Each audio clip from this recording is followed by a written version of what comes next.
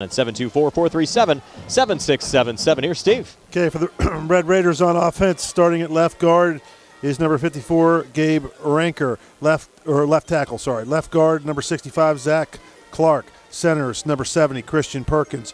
Right guard, number 74, Tanner Hawk. Right tackle, number 78, Gavin O'Brien. The tight end, number 42, Don Grippy. Quarterback, number 2, Evan Townsend. Wide receivers, number 13, Tyler Hawk. Number 11, Lee Troop. And number 44, Jesse Jeffries. Running back is number 12, Devin George. And the fullback is number 33, Braxton Swaney. On defense for the Red Raiders, left defensive end, number 78, Gavin O'Brien. Defensive tackles, number 70, Christian Perkins, and number 73, Javonte Lewis. The right defensive end is number 74, Tanner Hawk. Linebackers from left to right, number 42, Don Grippy. Number 33, Braxton Swaney. Number 24, Maurice Jackson. And number 12, Devin George. Defensive backs from left to right, number 1, Devin Miles. Number 22, Cameron Jackson. And number 13, Tyler Hawk. For the Mustangs on offense, front five on the line from left to right: Colton Cole, Billy Barton, Caleb Glebus, Cam Bradley, and A.J. Sumter. Caden Friel, the tight end. Ronnie Gallagher, the quarterback. We told you earlier, Tajai Hooper getting the start at the tailback position. They'll use John Deek when they go to a fullback position. He will be the fullback for the Mustangs wideouts. Jaden Pratt, Joe Chambers, Keandre DeShields, and Matt Lucas, who earlier on today, Steve, was named the 3A WPIL Soccer Player of the Year. So congratulations to Matt Lucas. Defensively for the Mustangs, playing a 4-3 tonight with Ferens, Deek, Tucker, and A.J. Sumter on the defensive line. Linebackers, Dan Carney leads the Mustangs, 56 tackles on the season. Billy Barton and Brian Yurchik in the secondary. Tajai Hooper, Keandre DeShields, Jaden Pratt, and Rodney Gallagher, and we're set to go. Mustangs to get the football first. They're working left to right as we describe it, and kicking off for the Uniontown Red Raiders, number 14, Grant Barczyk. We mentioned earlier on this year, Steve, Grant played 3 sports in the fall for Uniontown. Member of their soccer team, also a member of their football team, and ran cross country as well. But we thought it was going to be Barczyk. Is actually going to be Riley Umble to kick off wearing number 4. So a little turn there for us, and Umble sends it on the ground. A little squib kick picked up there by the Mustangs' Caleb Rayful, and Rayful trying to come forward, lost the football, and I think Uniontown got it. It's loose. I think the Red Raiders recovered there, Steve. They did. Yeah. So they try to kick away there from Rodney Gallagher, and Rayful coughed it up, and Uniontown will have field position here at the Laurel Highlands 38. Brian, we got folks watching from all over the place tonight. John Canchi, Laurel Highlands fan, listening down in Florida. I want to say my old college roommate, Rod Menas, listening in Boonesboro, Maryland. He's watching in, wants to see this Gallagher kid, and you got to have you got people all over the country. It's good to see, and should be a good night for football. Tanner Hawk recovered the fumble for the Uniontown Red Raiders. Evan Townsend under center. Looks like Maurice Jackson is the tailback, and he's going to go nowhere on first down. Check that. That was Cameron Jackson, 22. Cameron Jackson got the football, and he actually lost 3 there, Steve, back to the 42. And I'll bring up second down and 13. And just underway from Bill Powers Stadium, Brian Morozak along with Steve Super, Tony Hanola supplying us with stats tonight. Billy Dice behind the camera on our Facebook Live feed. And Nick Barczyk back inside our WVU Medicine Uniontown Hospital studios. And I have to thank the WVU Medicine Uniontown Hospital along with Ted Sova and Son Auto and Fender Repair for sponsoring our video stream here tonight. And this is good, Brian, for the kids from Uniontown to get a little excitement in the people in the stands, and a nice crowd here tonight. Cameron Jackson remains the tailback. Maurice is the fullback. And that's going to be a live football. It was a backwards pass. Yeah, he threw. Are they going to whistle it down here saying it's incomplete? It was clearly backwards pass. Maybe what's the ruling here? I think the Raiders recovered it anyway. And they will rule a Uniontown recovery there. And they brought the house on that first play. The Mustangs coming after. And that one is a loss of 7 on the play, so it'll be third down and 20. So the Red Raiders going the wrong way here early on. They did recover that early fumble after Rayful coughed it up. Now the line of scrimmage, the Laurel Highlands 49-yard line, third down and 20. And Evan Townsend will operate out of the shotgun, has a protector back to each side as he takes the snap. Mustangs coming after him. A little quick out, far side pass complete. But a 12-yard pickup, but well executed there on the far side as Uniontown gets some of those yards back and have to think now that's going to be 4-down territory. Wow. Tyler Hawk brought down the reception there for the Red Raiders. Well, we talk about it every week, Brian. Punting in high school football is a dangerous situation for the offense or for the punting team. And a lot of things can happen. You got to catch the snap. You got to kick. You got to block, and you got to kick it. And anytime past midfield, I always think they should go for it, even if you have a great punter. But the snap sometimes can be pretty dicey. Sometimes we've seen some crazy ones this year, haven't we? Yes, we have. 4th and 8. Red Raiders are going to go for it. Townsend again out of the shotgun, repositions Cameron Jackson off to his left, twin receivers to each side, and Laurel Highlands looking to come after Townsend here. He lets it go deep down the field, single covers. The pass is tipped and caught. Caught there by Uniontown's Devin Miles, and Miles will score the opening touchdown of the game off the tip for Uniontown. Wow. Jaden Pratt had the coverage there for Laurel Highlands. Just instead of tried to tip it up and try to catch it. But, Brian, he needs to realize it's 4th down and 8. He just needs to knock that football down. The Mustangs would get the ball back, but he tipped it, and it got tipped up in the air.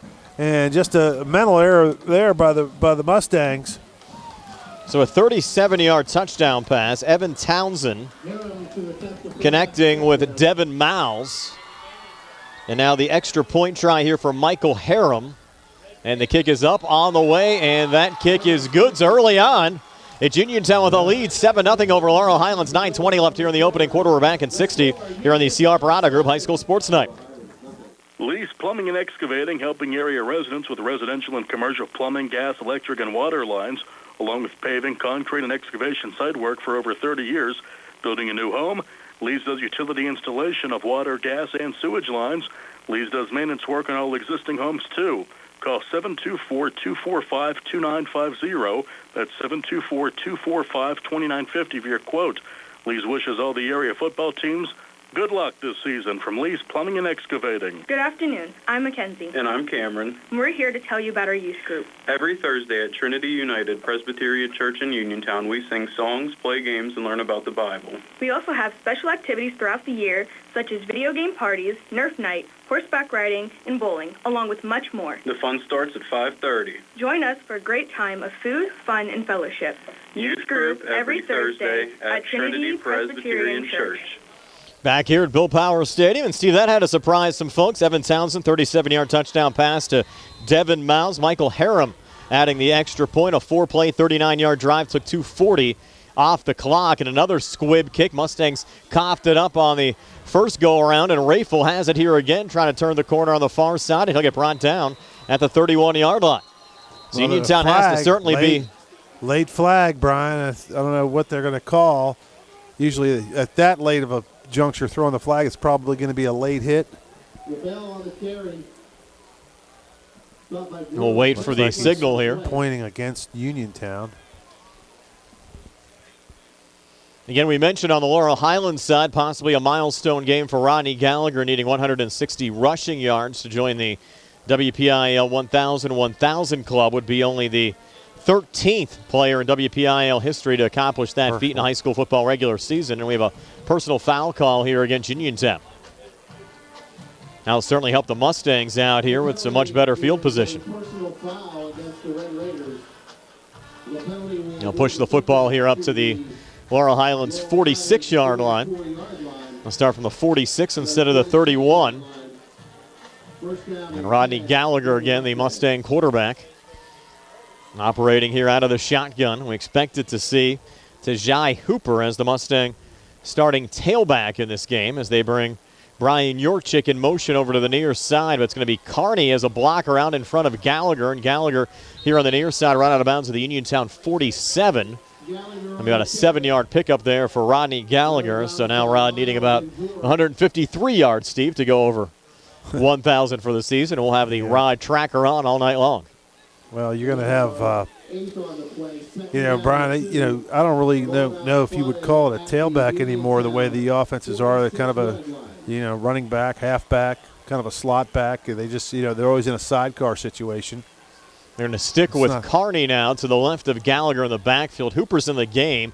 He's lined up as a wide receiver to the slot right now, comes in motion, and they'll fake the jet sweep. Rod's going to keep it, pulls it down, has the 40, cuts back here at about the 37-yard line. We'll take it down to the 35-yard line. Needed only 2, got 11. That'll move the sticks for Laurel Highlands first down. Took a couple of late hits there. A couple of guys came in late. And that's what the Mustangs need to avoid, having Gallagher take some of those hits. I mean, next week's the game that's going to matter, and this week it's, you got to figure the Mustangs are going to take control of this sooner or later. They're certainly right on that. I think the number one key for the Mustangs here tonight is staying healthy for that WPIL first-round playoff game next week. Screen far side, pass complete to Hooper. Hooper inside the 35, lowers the shoulder and gets down to the 32-yard line. It's just a minimal pickup there on the little screen pass, Gallagher to Hooper, and that'll bring up second down and 7 with 8:23 left here in the opening quarter. Laurel Highlands working left to right as we describe it. The Mustangs in their away whites here today. Blue numbers and a little red trim. Uniontown in the home maroons with a white stripe and white numbers. Red Raiders defending the goal to our right. Nice tackle by Tyler Hawk, junior, 5'10", 140-pounder, came in there and put a good stick on Hooper. We've called both of the Hawks names here early on the Uniontown side. Red Raiders an early 7-0 lead. Laurel Highlands driving 2nd and 7. Snap goes back to Gallagher. Carney out in front to block inside the 25. Cuts to the 20, inside the 15. And Rod going to the house from 32 yards out for a Mustang touchdown. And Laurel Highlands back to within 1 at 7-6.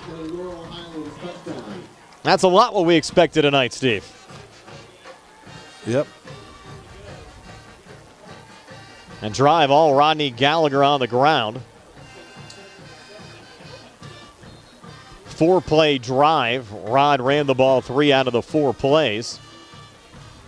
And now an extra point attempt here from Harry Radcliffe. If it's good, we'll be tied at 7. Late substitution coming out now for the Mustangs. Missing a wing on the left side. We'll get everyone out there and set to go. Snap comes back a little high, brought down, and the kick there from Harry Radcliffe is good. And with 7:44 left here in the opening quarter, this game tied at 7. Laurel Highlands and Uniontown are back in 60 here on the CR Product Group High School Sports Night. COVID-19 vaccines teach your body to recognize and fight the COVID virus. You can get this vaccine at no cost to you at Peachin Pharmacy in Connellsville. Schedule online, by phone, or just walk in. Help protect yourself and your loved ones. When you are ready, get your vaccine at Peachin Pharmacy. Visit peachinpharmacy.com for more information. Peachin Pharmacy, your local pharmacy. Going on now at Sea Harbor Chevy East. Our customers can drive away in a new 2021 Chevy Equinox for only $289 a month. Security deposit waived. Stop in for a test drive or visit SeaHarborChevyEast.com. Chevrolet, find new roads. Lease is through GMF for well-qualified individuals, 24 months at 10,000 miles yearly, with $3,000 cash rate equity down with GM Lease Loyalty or GM Lease Conquest. Security deposit waived. Payment is plus tax, title fees, and first payment. Sale ends November 1st, 2021. Plus live last. Call dealer for all other details at 724-668-2231. Laurel Highlands and Uniontown tied at 7 early on. Rodney Gallagher, a 32-yard touchdown run. Harry Radcliffe adding the extra point as this game knotted up at 7. And a deep kickoff here going back to the 10-yard line. And that's Jackson there on the return for Uniontown. Cameron Jackson taking it back to the 28-yard line. And that's where Uniontown will start first and 10. The last drive, a 4-play, 54-yard drive. Took 1:36 off the clock. Again, capped off on the Gallagher 32-yard touchdown run.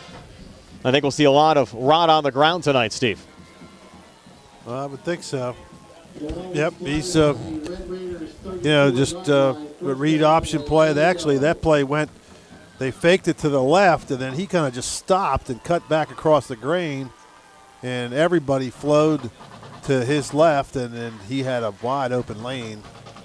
Uniontown starting this drive from their own 29-yard line with Evan Townsend under center. Townsend takes the snap, handoff going to the fullback, and that is Maurice Jackson. And Maurice, a nice run there. Steve getting 8 yards to bring up second down and 2. So both of the Jacksons being productive. Maurice, number 24, 5'10", 210-pound sophomore, and Cameron, a 5'7", 140-pound sophomore.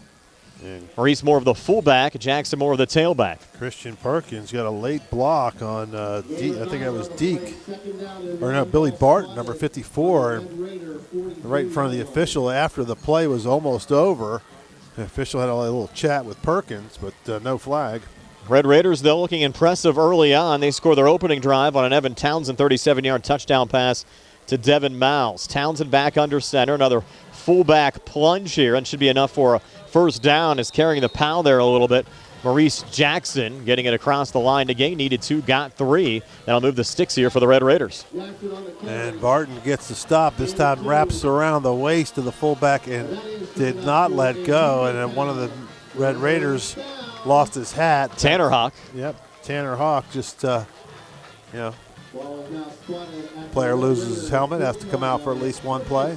I saw this Uniontown's team, Steve, early on in the season against Perry, and certainly much improved here today against Laurel Highlands, much more organized, and you can just tell over a couple-week period how much this Uniontown team has progressed. 3 wideouts here, offset eye but behind Evan Townsend. This one will go back to 22, Cameron Jackson, and Cameron brought down after some nice penetration there from Laurel Highlands' Brad Smith, and Cameron maybe got a half a yard there to bring up second down and a long 9. We're midway through this opening quarter, 5:54 left here in the first. Laurel Highlands and Uniontown tied at 7. Smith looks like he's playing with a cast on his left hand. He's been dinged up a little bit this season, missed a few games for the Mustangs. I'm sure they're glad to have him back in the lineup here tonight. So second and a long 9.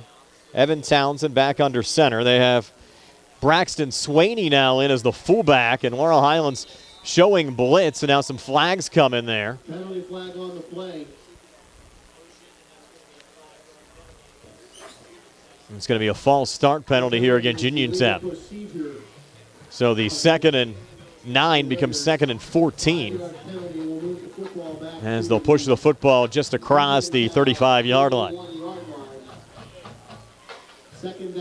And Laurel Highlands will find out, Steve, who they will play in the WPIL playoffs tomorrow. That's a change from past years. Usually the playoff pairings were not released until Monday, and they'll be out at 6 o'clock tomorrow night. Wow. So that'll give the coaches a few extra days of preparation.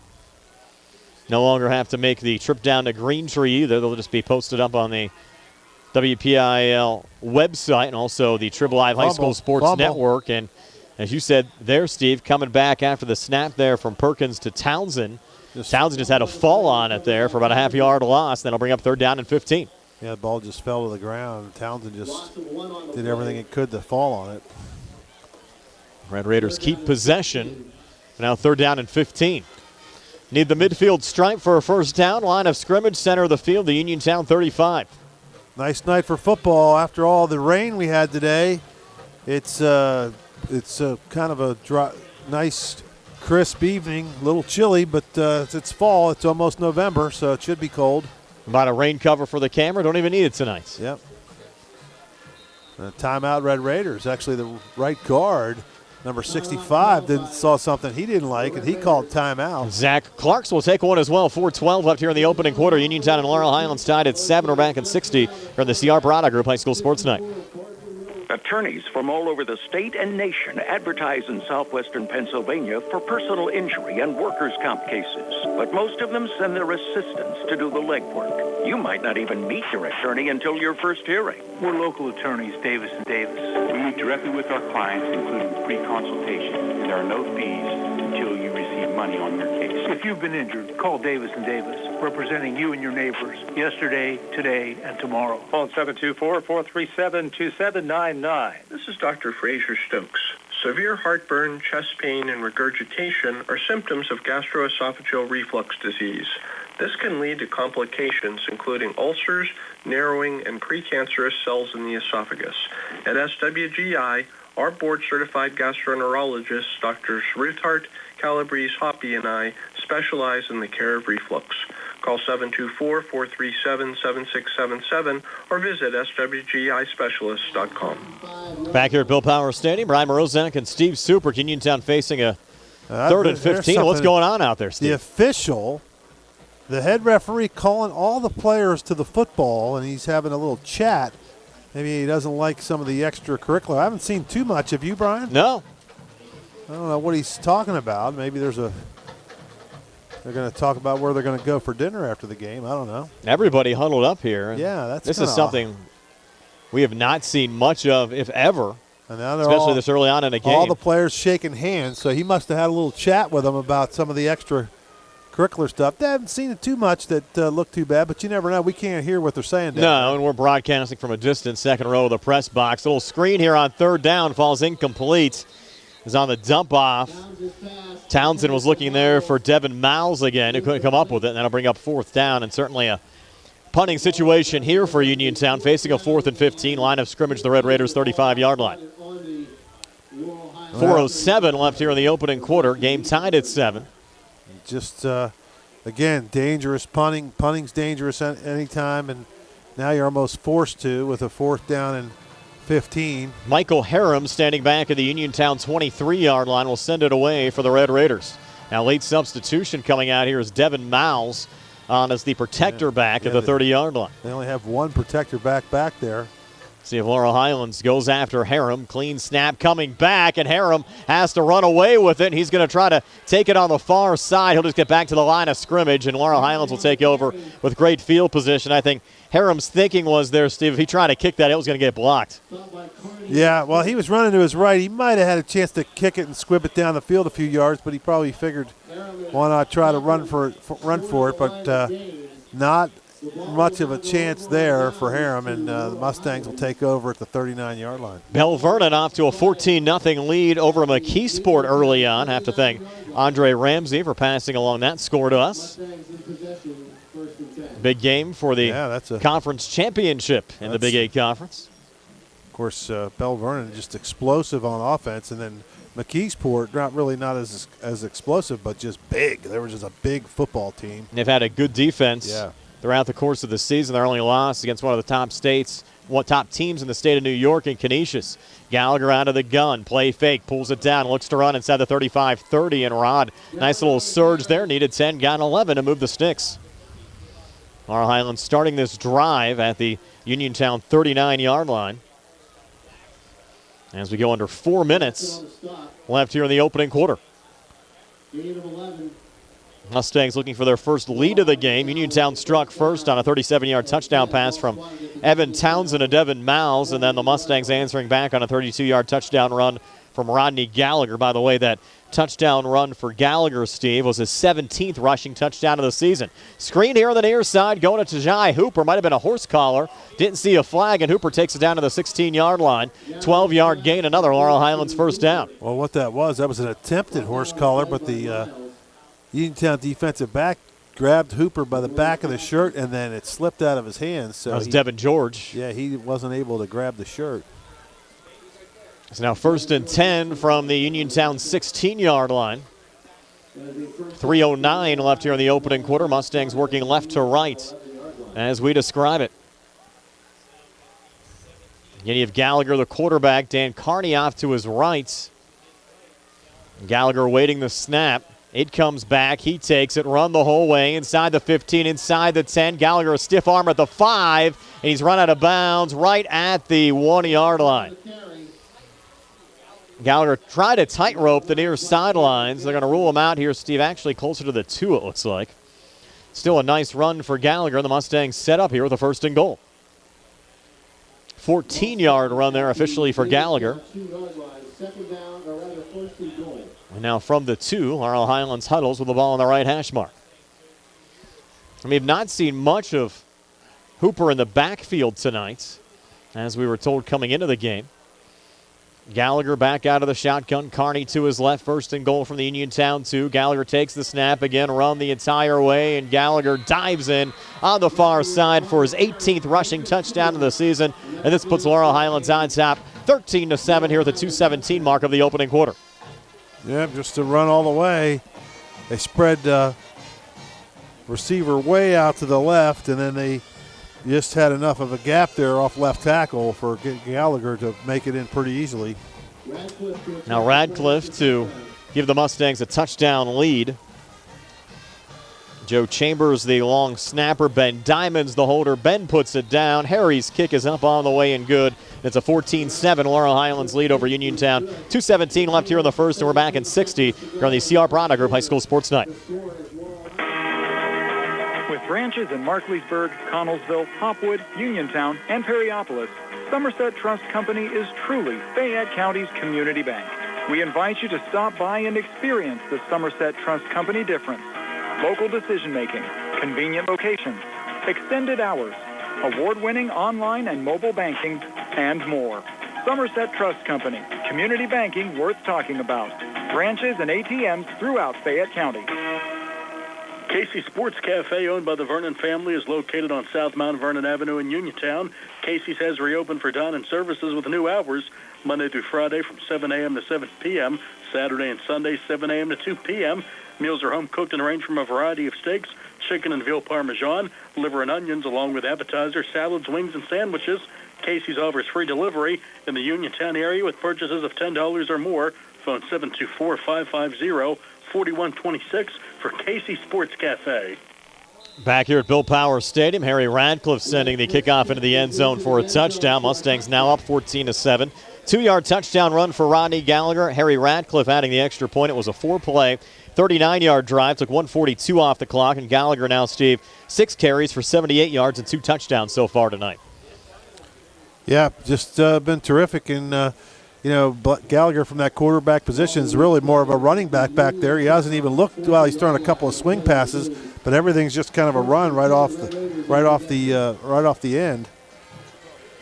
Now the Red Raiders to start after the touchback from their own 20-yard line.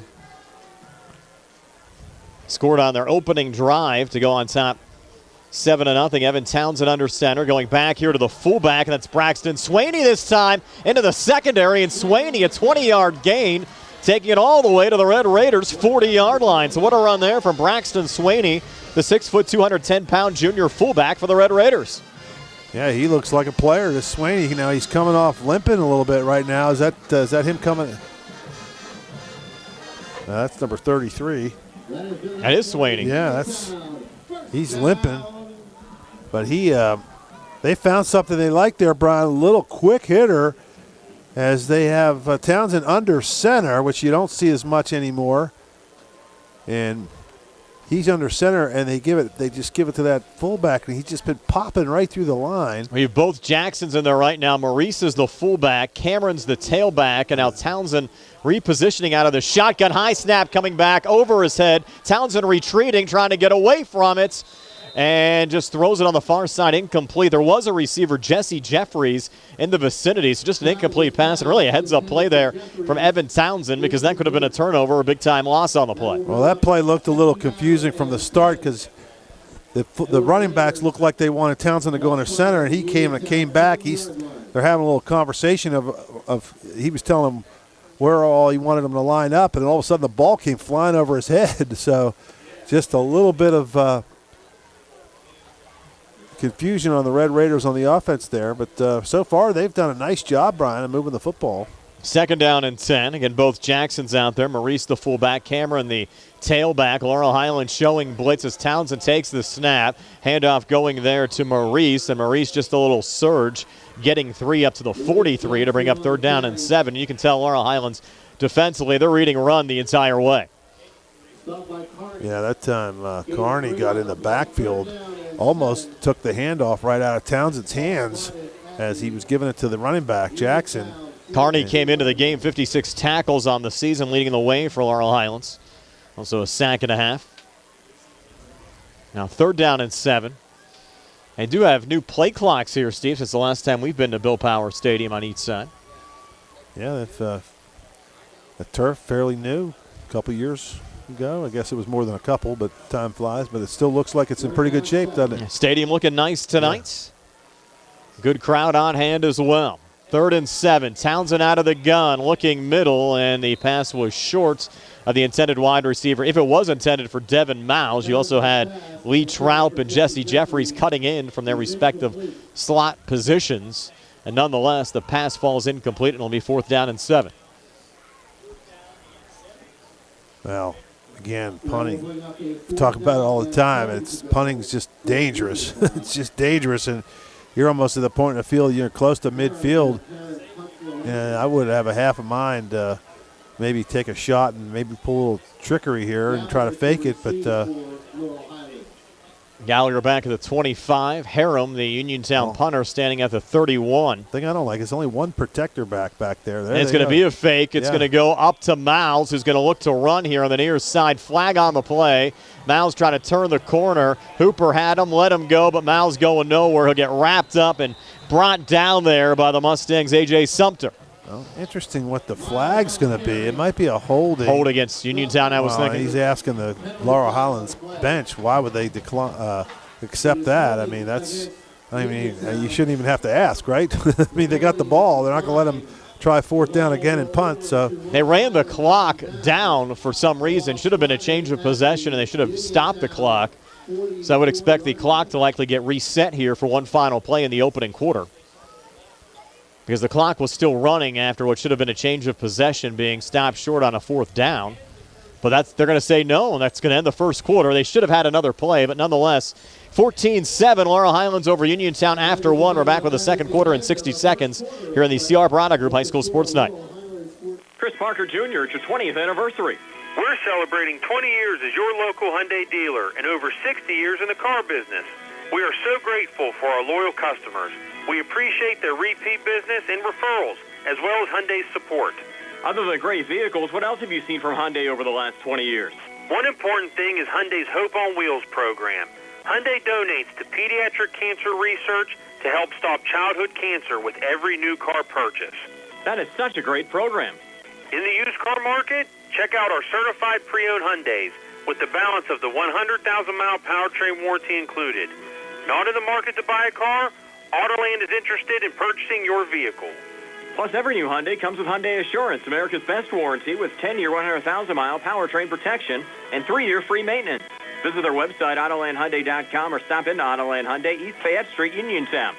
You always pay less to drive the best at Autoland Hyundai. Back here at Bill Power Stadium, Mustangs set to go from the Uniontown 39-yard line, working right to left as we describe it.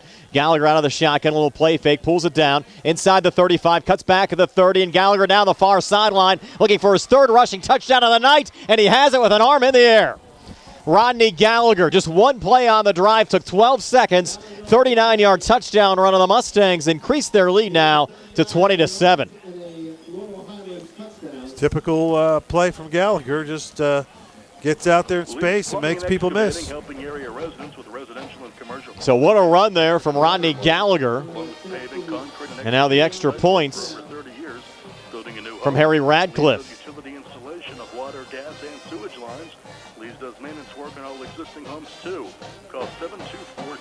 Radcliffe awaiting the snap.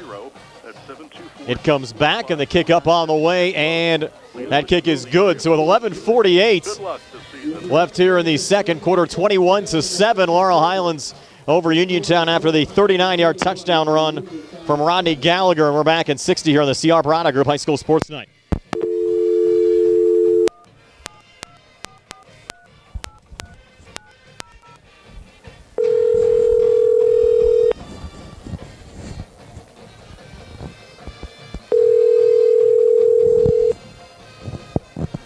$74.99, $8,000.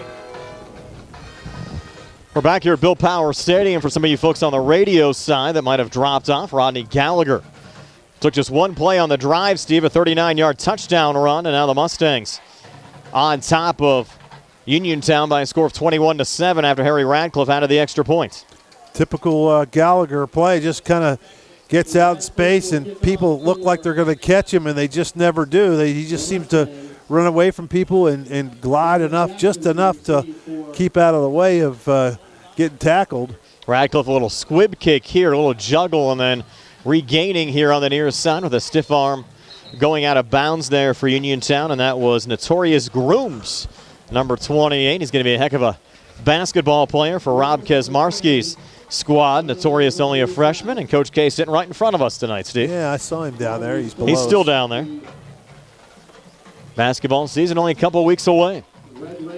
That's right. He'll be here before you know it.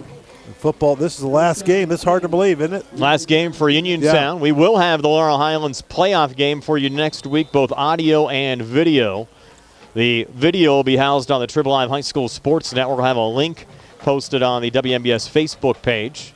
But we will be able to bring you both audio and video next week of the Mustangs' first-round playoff game. We hope it's the first of at least a few WPIL playoff games this year. A little pitch back here for the Red Raiders, going nowhere as Townsend sent that one back.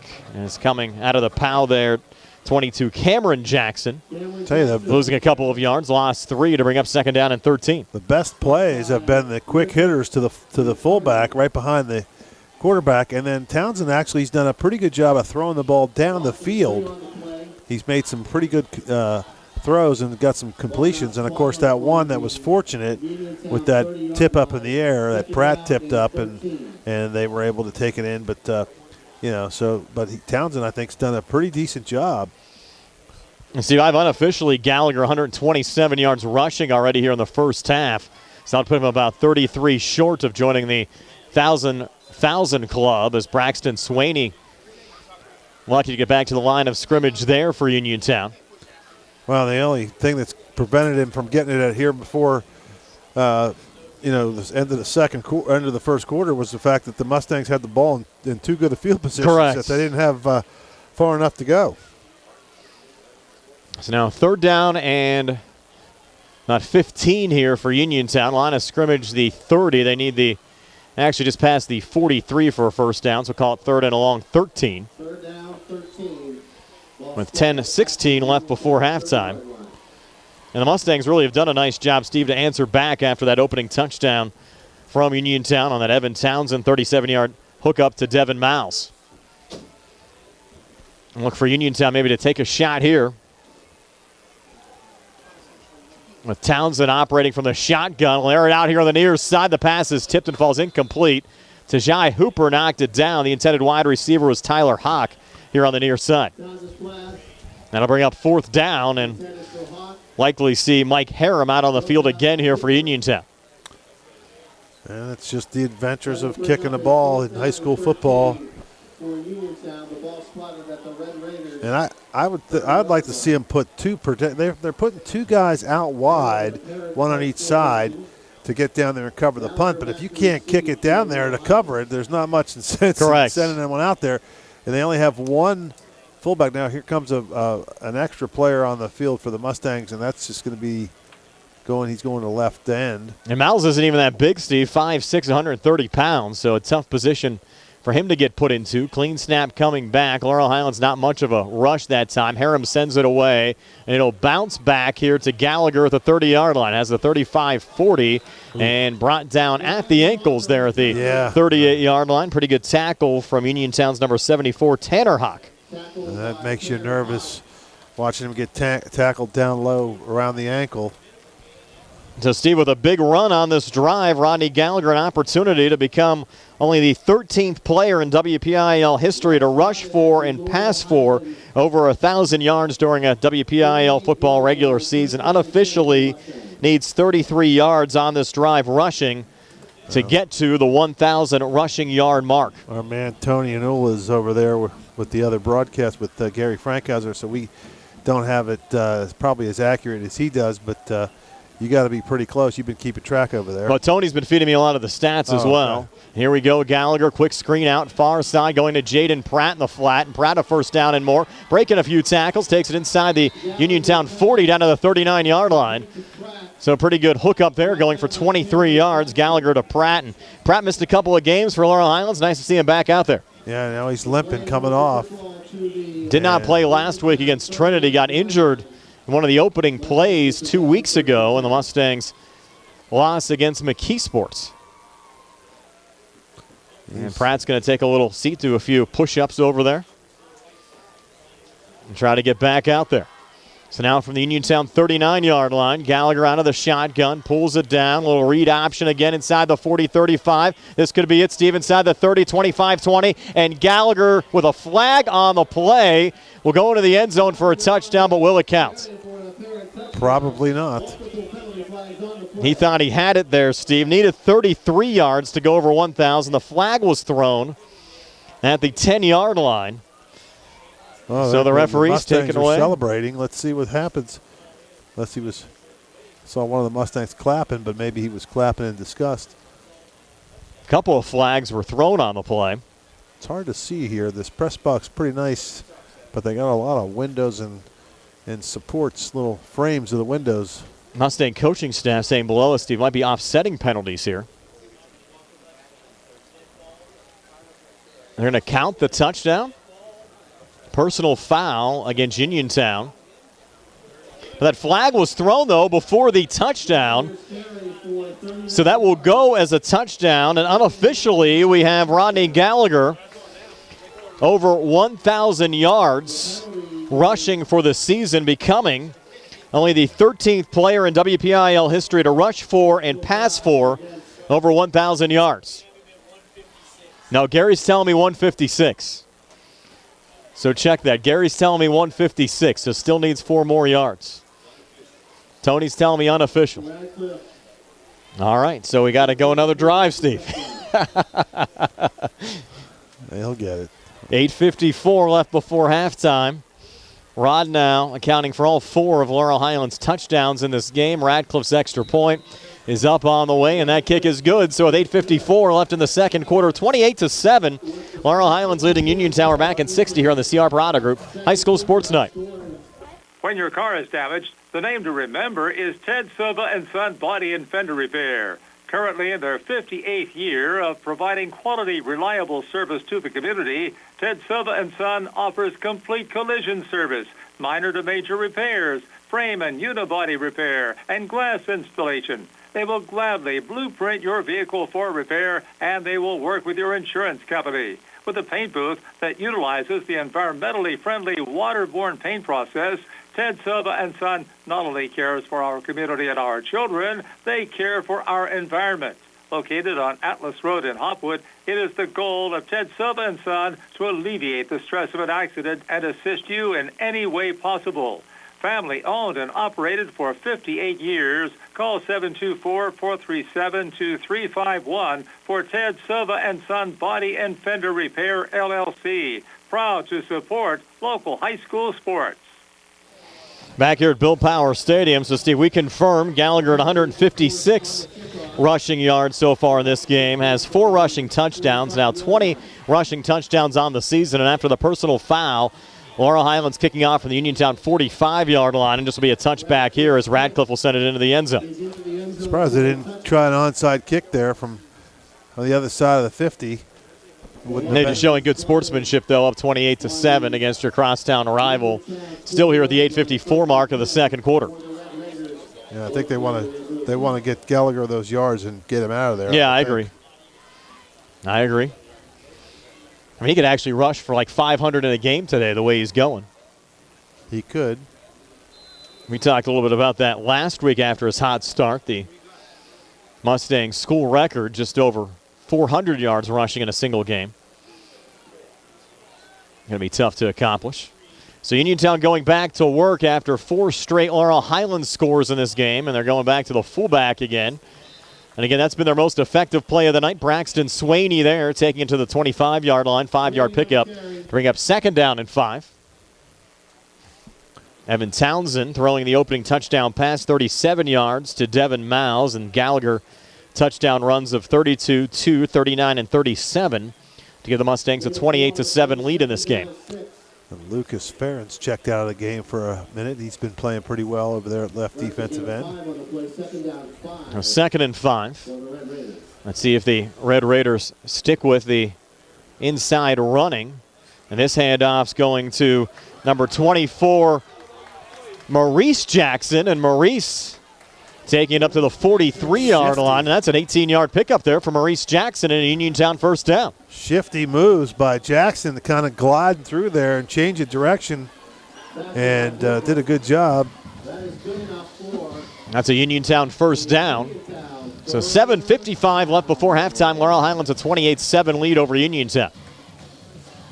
Line of scrimmage now, the Uniontown 43-yard line as they break the huddle. Evan Townsend under center. Fullbacks Braxton Swaney. Once again, the tailback is Maurice Jackson. And Maurice gets it here again, off tackle, left side. Lowers the helmet and gets down close to midfield, picking up 5, maybe 6 there. We'll give him 6. It'll bring up 2nd down and 4. I like what I'm seeing out of the running backs, Steve. Maurice Jackson, Cameron Jackson, and Braxton Swaney all have run the ball well tonight. Yes, they have. They're doing a decent job. It's just they can't tackle Gallagher is the problem. Well, there aren't too many teams that can. Yeah. It's been a common problem around the WPIAL. Again, Gallagher now 20 rushing touchdowns so far this season for Laurel Highlands. 2nd and 4 now for Uniontown as they approach midfield, working left to right as we describe it. Evan Townsend back under center. Swaney remains the fullback, and Maurice Jackson remains the tailback. Twin receivers to the far side, single coverage to the near side. And Townsend, maybe a little bit of a broken play here, and he's going to get sacked back at the 47-yard line. So somebody wasn't on the right page there, Steve, and he really got finished off by A.J. Sumter. Well, he turned around to hand off. It looked like to Braxton, and he turned to his right. Braxton was to his left, so he kind of went by him on the wrong side, and he couldn't get him the ball. So then he turned around, and nobody was there, and he kind of looked around like, uh-oh, I'm in trouble. The only good news for Uniontown, it was only a 1-yard loss on the play. Yeah. It's not a whole lot of damage done. Hopefully Townsend's all right. He took a pretty good shot there. So either Townsend went the wrong way or Braxton went the wrong way, but nevertheless, it's 3rd down and 5, and this has got to be 4-down territory, I would think. As we go under 6 minutes left before halftime. And they'll stay with the same formation again. 2 I-backs behind Townsend. Pitch going back here on the near side to Cameron Jackson, and Cameron turns the corner, has a 1st down, and he's run out of bounds at the Laurel Highlands 42. So Cameron Jackson needed 5, got 10, and it moves the sticks again for Uniontown. Flag. And you're right there, Steve. Thrown back at the Uniontown 47-yard line on the far side. This could be in the area of holding. Yeah, because they're moving the flag to where the official thought the foul occurred. All right, the 49, and now you have Christian Perkins. Personal foul. What's he putting his fist together? What's that? I never saw that signal. Crackback block. You don't see that called too often. No. I guess the crackback was called on Perkins because he appeared to be the one talking to the official trying to plead his case. He was chatting with the official, but when was the last time you've seen a crackback called in a high school game? Or any game.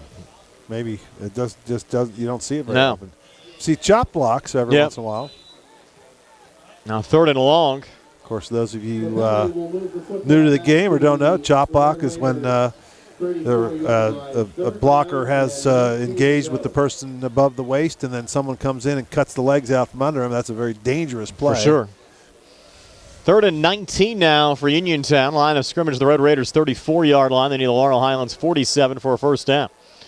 Play clock at 13 as the Red Raiders break the huddle. They'll spread it out here. Twin receivers to each side. Cameron Jackson to the right of Townsend in the backfield. And it's a little screen here on the near side. One-handed catch brought down there, and a nice catch from Cameron, but he wasn't going anywhere up the field. Steve maybe got a half yard up to the 35-yard line, but still a nice job just to reel that one in.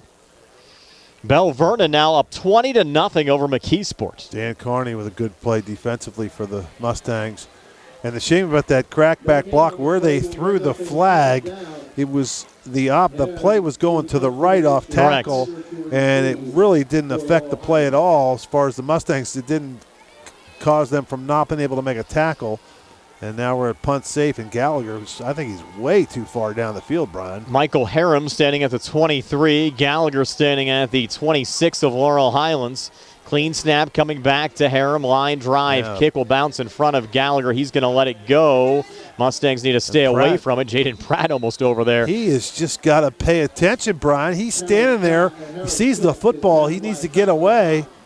And it almost hit his foot, but he was able to tiptoe around it. We'll keep it right here with some history maybe taking place. Again, Rodney Gallagher, 156 rushing yards, needing 4 more to go over 1,000 for the season and join the WPIAL 1,000 Club. And Laurel Highlands will start this drive at their own 31-yard line. 4:12 left before halftime.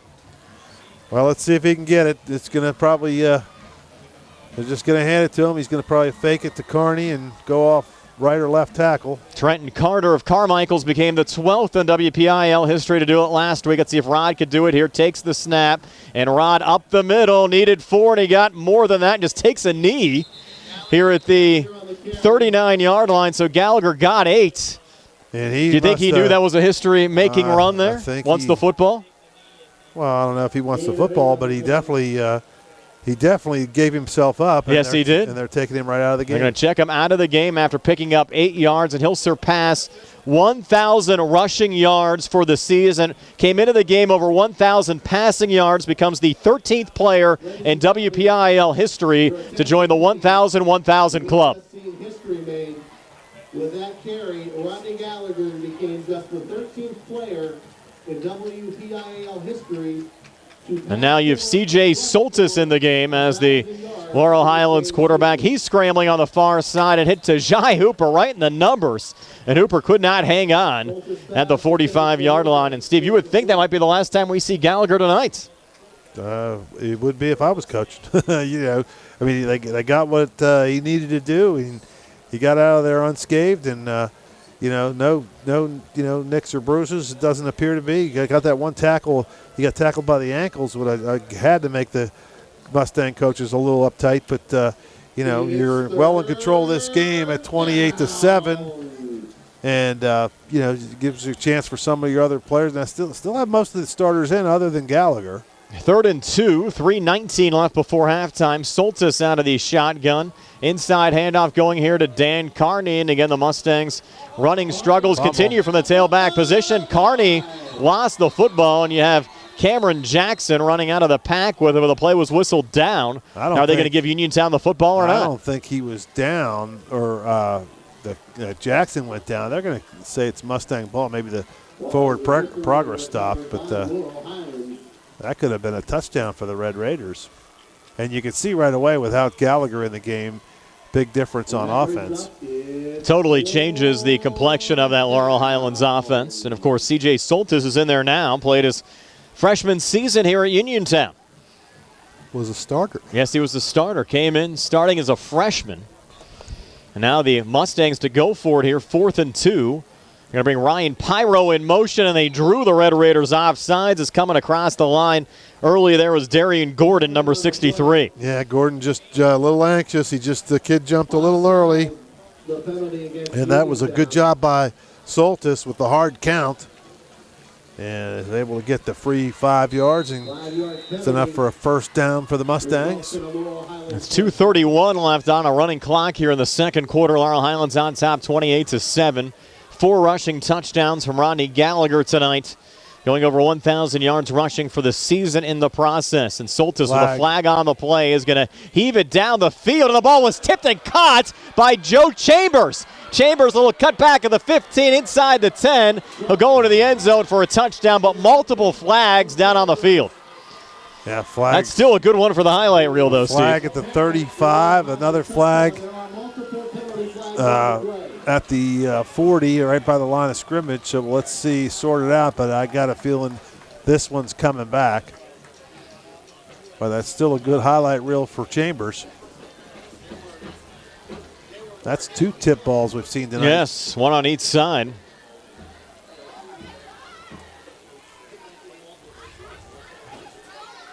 And you could have actually, Steve, offsetting penalties here as well.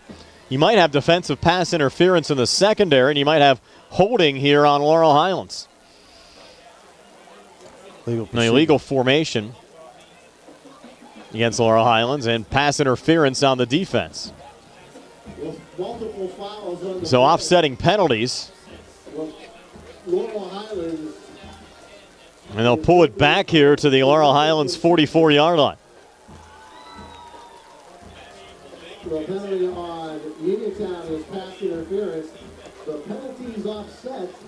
We will replay the down. After all of that, Steve, 1st and 10 again. Yep. From their own 44. 2:07 left before halftime. As the Mustangs break the huddle. Soltis out of the gun, triple right formation. And CJ takes the snap, and you have flags coming in here again. I think the Mustangs moved early there, Steve. Yep, jumped a little early. Again, different quarterback in. Everything's a little different, the cadence.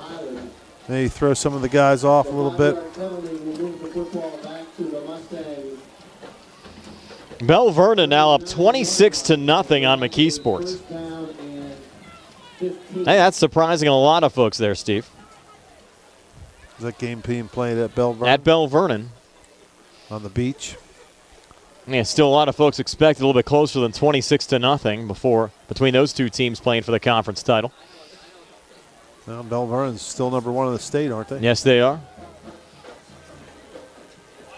Soltis back out of the gun now, 1st and 15. He's scrambling to the far side. A little pressure coming. Sidesteps a man. And a little shovel pass down the field. Are they going to rule that complete? I think so. It's Ryan.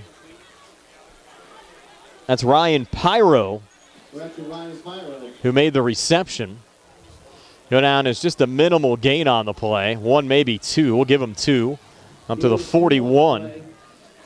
Bring up 2nd down and 13. And the Mustangs want to try to get a score here before halftime. They have to watch the clock. 1:33 left here in the second quarter. Braxton Sweeney came off and he was limping. And he has a trainer looking at his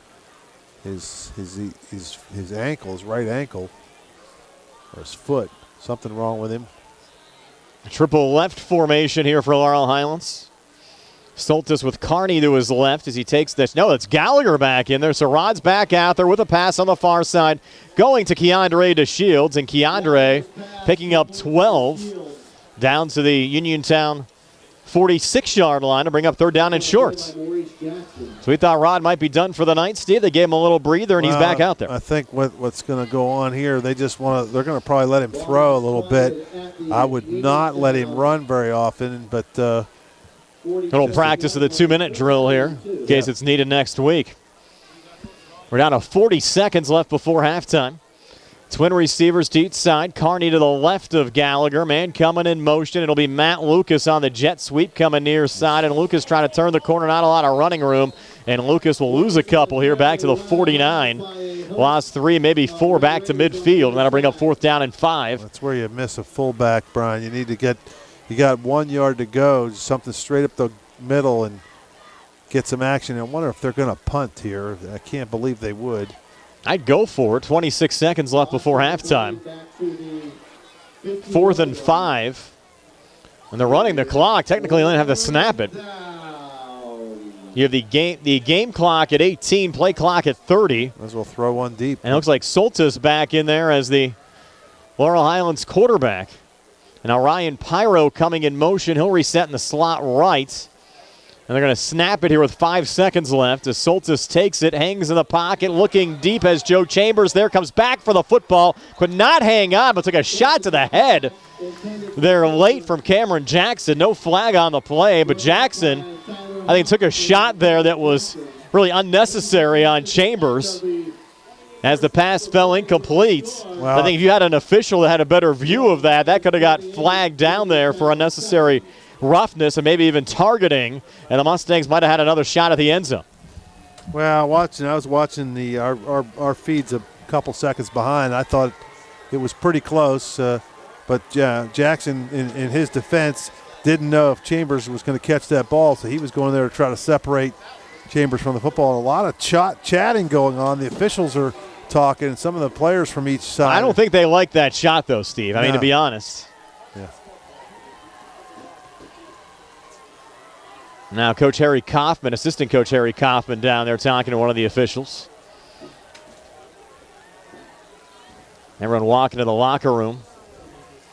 I think Harry's still a little upset. Billy, can you get a shot down there of Coach Kaufman down there on the sidelines talking to the official? And they're going to walk off.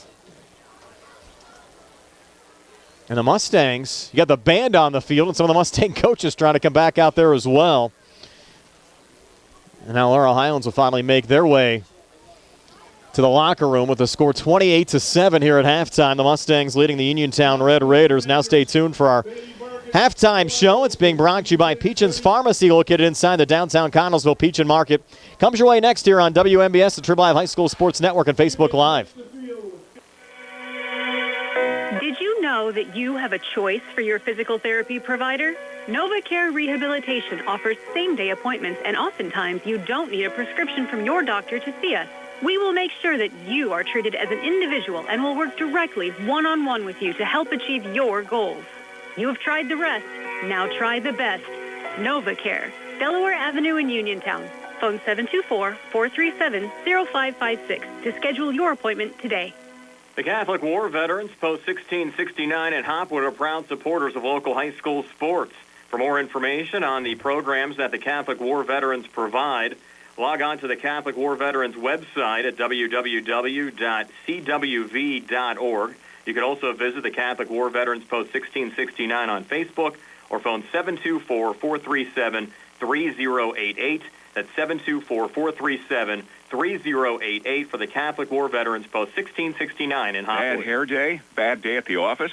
Bad day behind the wheel? Hey, stuff happens, even to the best of us. At least your car insurance rate doesn't have to take a hit. Get Erie Rate Lock from Erie Insurance. Gives you a great rate that stays put until you change a car, driver, or your address. Plus, seriously good service. Now that's something to smile about. Your Erie agent in Uniontown and Ross Traver Township is Sproul's Insurance Group, 724-437-9812, or go to SproulsInsurance.com. Erie Rate Lock does not guarantee continued insurance coverage and is not available in all states.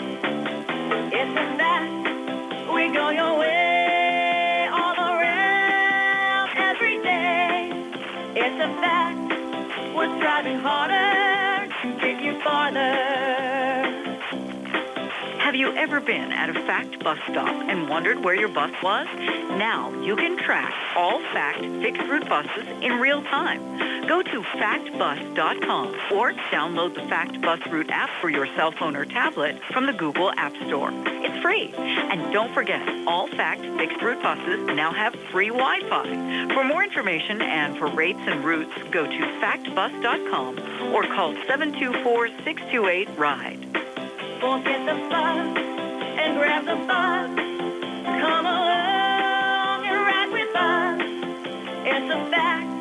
We're Fayette County Public Transit.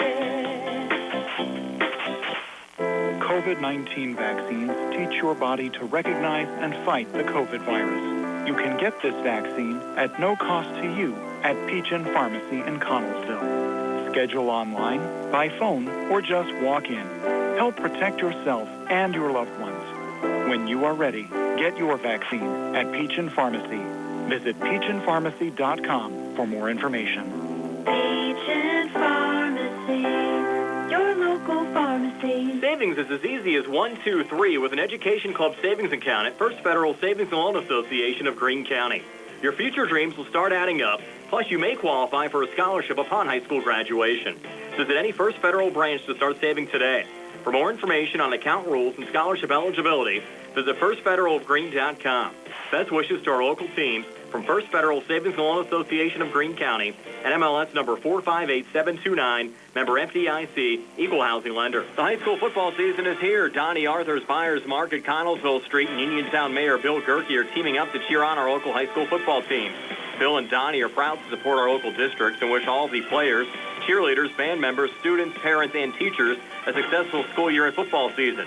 Don't forget to stop by Donnie Arthur's Buyers Market on Connellsville Street before the game to pick up your favorite snacks, drinks, or sandwiches. Back here at Bill Power Stadium, halftime, the Laurel Highlands Mustangs a 28-7 lead over the Uniontown Red Raiders. Brian Morozak along with Steve Superick will have stats for you in just a moment. We'll start things off with our first half scoring summary. Surprise, surprise, it was Uniontown. They got on the board first. Evan Townsend, a 37-yard touchdown pass to Devin Miles. Extra point was good from Mike Harem. And it was a 7-0 lead for Uniontown over Laurel Highlands. That was a 4-play, 39-yard drive.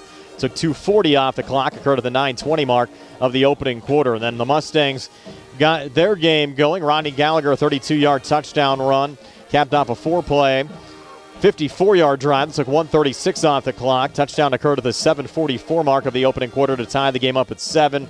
Rod got his second of 4 first half touchdowns, a 2-yard touchdown run. That occurred at the 2:17 mark of the opening quarter. Mustangs, after Harry Radcliffe extra point, went on top 14-7. And then Gallagher adding another pair of touchdown runs, won a 39-yard run, just a one-play 12-yard drive on the opening play of the second quarter. Score occurred at the 11:48 mark.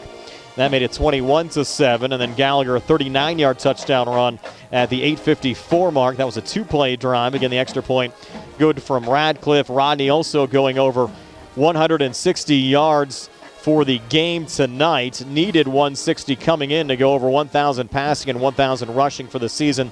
Became the 13th player in WPIL history to rush for and pass for 1,000 yards in a season. And congratulations to Rodney for going over that milestone here today. Rodney briefly checked out of the game, came back in. I don't think we're going to see too much of him, Steve, in the second half. I wouldn't think so, but we didn't think that earlier, and he came back in to throw a pass when the offense sputtered a little bit, so we'll see. You never know. What they might just let him come in and keep him out of trouble by just letting him throw a few passes down the field. But it's a good opportunity for Soltis to get some work in as well. Well, stats on the way next. Again, 28-7 here at halftime. The Laurel Highlands Mustangs leading the Uniontown Red Raiders here on WMBS, the True Live High School Sports Network, and Facebook Live. The Roosters Roost, just off Morgantown Road on Francis Street near the Uniontown Shopping Center in the old Eddie's Tavern location. Pizza, wings, chicken, pasta, salads, hoagies, sides, and more. It's all at the Roosters Roost. Dine in or take out. Phone 724-320-2244 or order online at theroostersroost.com. Stop in the Roosters Roost today. Go to Ford of Uniontown and trade me in. Greetings, this is Jeff Paletta, General Sales Manager at Ford of Uniontown. By now you're probably aware of the semiconductor problem, also known as the chip problem in the automotive industry. It would appear the issue is not soon to resolve itself. That being said, we have found the most advantageous way to help our customers with finding the vehicle of their choice and apply our best discounts. We have over 100 new units in our order bank that are produced but awaiting a chip. You pick the vehicle of your choice with one of our professional sales associates, and we will prioritize it for you. Or you can simply order your vehicle of choice. Either way, you will receive an additional discount of $1,000 and any incentive that applies at the time of your order. With that selection, size, and discount, it just makes good sense. Stop in and see the Trade Me In guys and gals at Ford of Uniontown, on the hill across from Applebee's. 724-425-5980 or FordofUniontown.com. Excludes Bronco, Shelby, Raptor, and Bronco Sport. UPMC Centers for Rehab Services on Wayland Smith Drive offers cutting-edge physical therapy. Jim Burns and his staff are residents of the community, treating sports injuries, neurological conditions, back pain, sprains and strains, joint replacements, hand injuries, and other conditions. They treat you efficiently and safely by taking all necessary precautions while disinfecting the clinic regularly. All insurance accepted. Experienced therapists. Convenient location and hours. Part of the community. Call the office with a prescription from your doctor or schedule by direct access 724-437-7500. I'm attorney Bill Martin of Radcliffe Law, and I've handled all sorts of workplace accident cases over the past 10 years. When you're hurt at work, your employer's main goal is to get you back to work. But you may not be physically ready to return. If you find yourself in a similar situation, call our workers' compensation team at Radcliffe Law at 724-439-3939. We'll meet with you and answer your questions at no cost. Radcliffe Law, making the law personal. Looking for the highest quality products at the lowest prices? Shop and save on Walnut Hill in Uniontown has the widest selection of brands and the freshest offerings around. They specialize in your family's grocery needs. Save big and sign up for the Shop and Save Perks card to get money-saving benefits and discounts on gas. Shop and Save. Walnut Hill Road, Uniontown, open 7 a.m. to 10 p.m. every day. Working hard to offer you the best at Shop and Save because it's the just right thing to do. Hello, everyone. I'm John Marietta, the Hillbilly. I'm running for Recorder of Deeds in Fayette County to restore honor and integrity to our government. I want to make our government accountable to the people who matter the most, the voters. It's time for government to start looking out for the interests of the people, not the interests of bureaucrats. I would appreciate your vote on November 2nd. Thank you, and God bless. Paid for by John Marietta for We the People.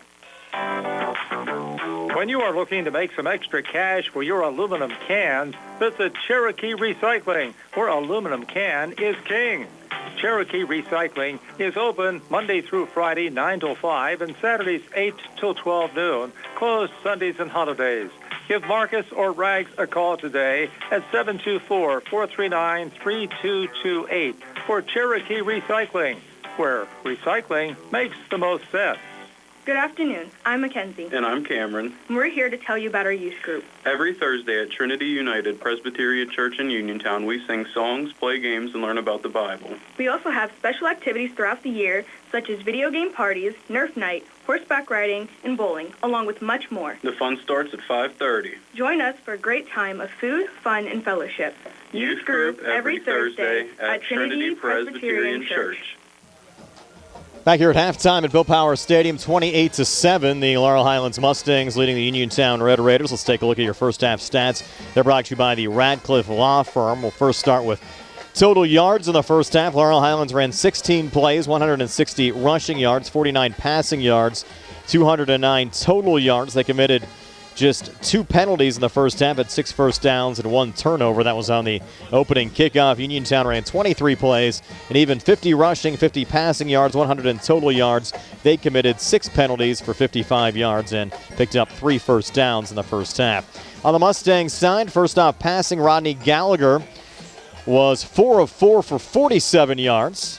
C.J. Soltis, 1 of 3 for 2 yards. Receiving, Jaden Pratt, 1 reception for 23 yards. Keandre DeShields, 1 catch for 9 yards. Tajai Hooper, 2 receptions, 15 yards. And Ryan Pyro, 1 catch for 2 yards. Of course, the story coming in, Rodney Gallagher needed 160 rushing yards to go over 1,000 passing and 1,000 rushing in the regular season. Became only the 13th player in WPIL history to accomplish just that. 9 carries, 164 yards, and 4 touchdowns for Rod.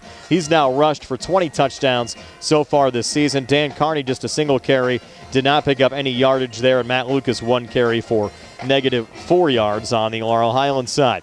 For the Uniontown Red Raiders, Evan Townsend, 3 of 7 for 50 yards and that 1 passing touchdown. It ended up going to Devin Miles. Miles, the 1 reception for 37 yards and the touchdown. Tyler Hawk also caught a 13-yard pass, and Cameron Jackson caught 1 pass that didn't go anywhere.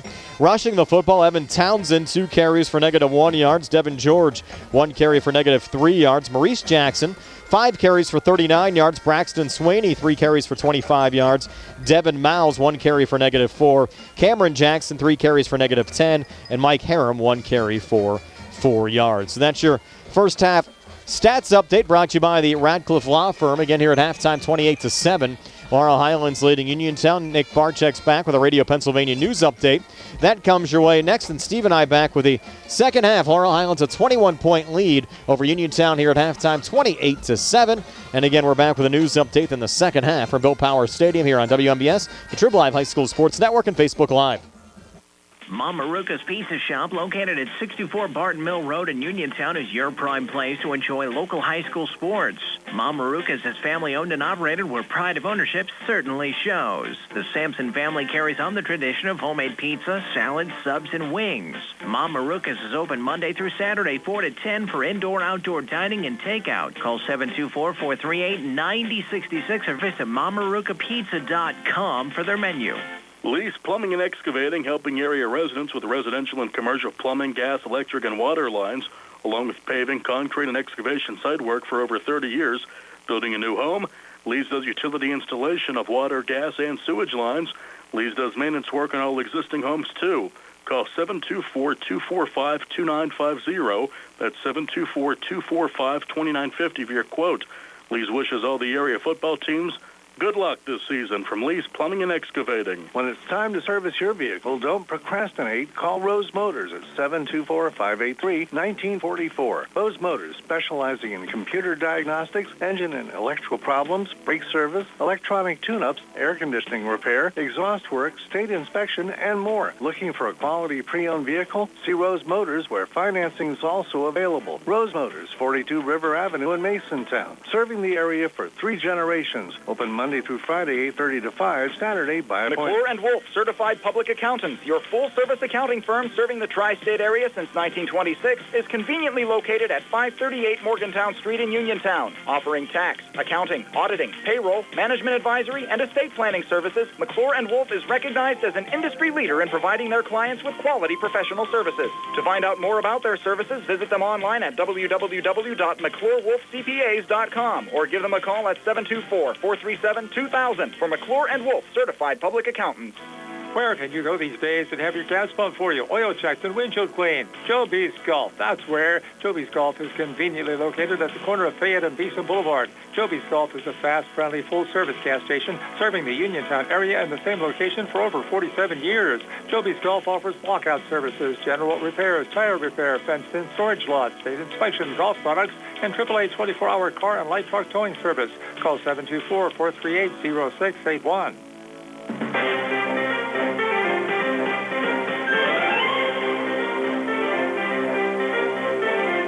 This is a Radio PA News Update.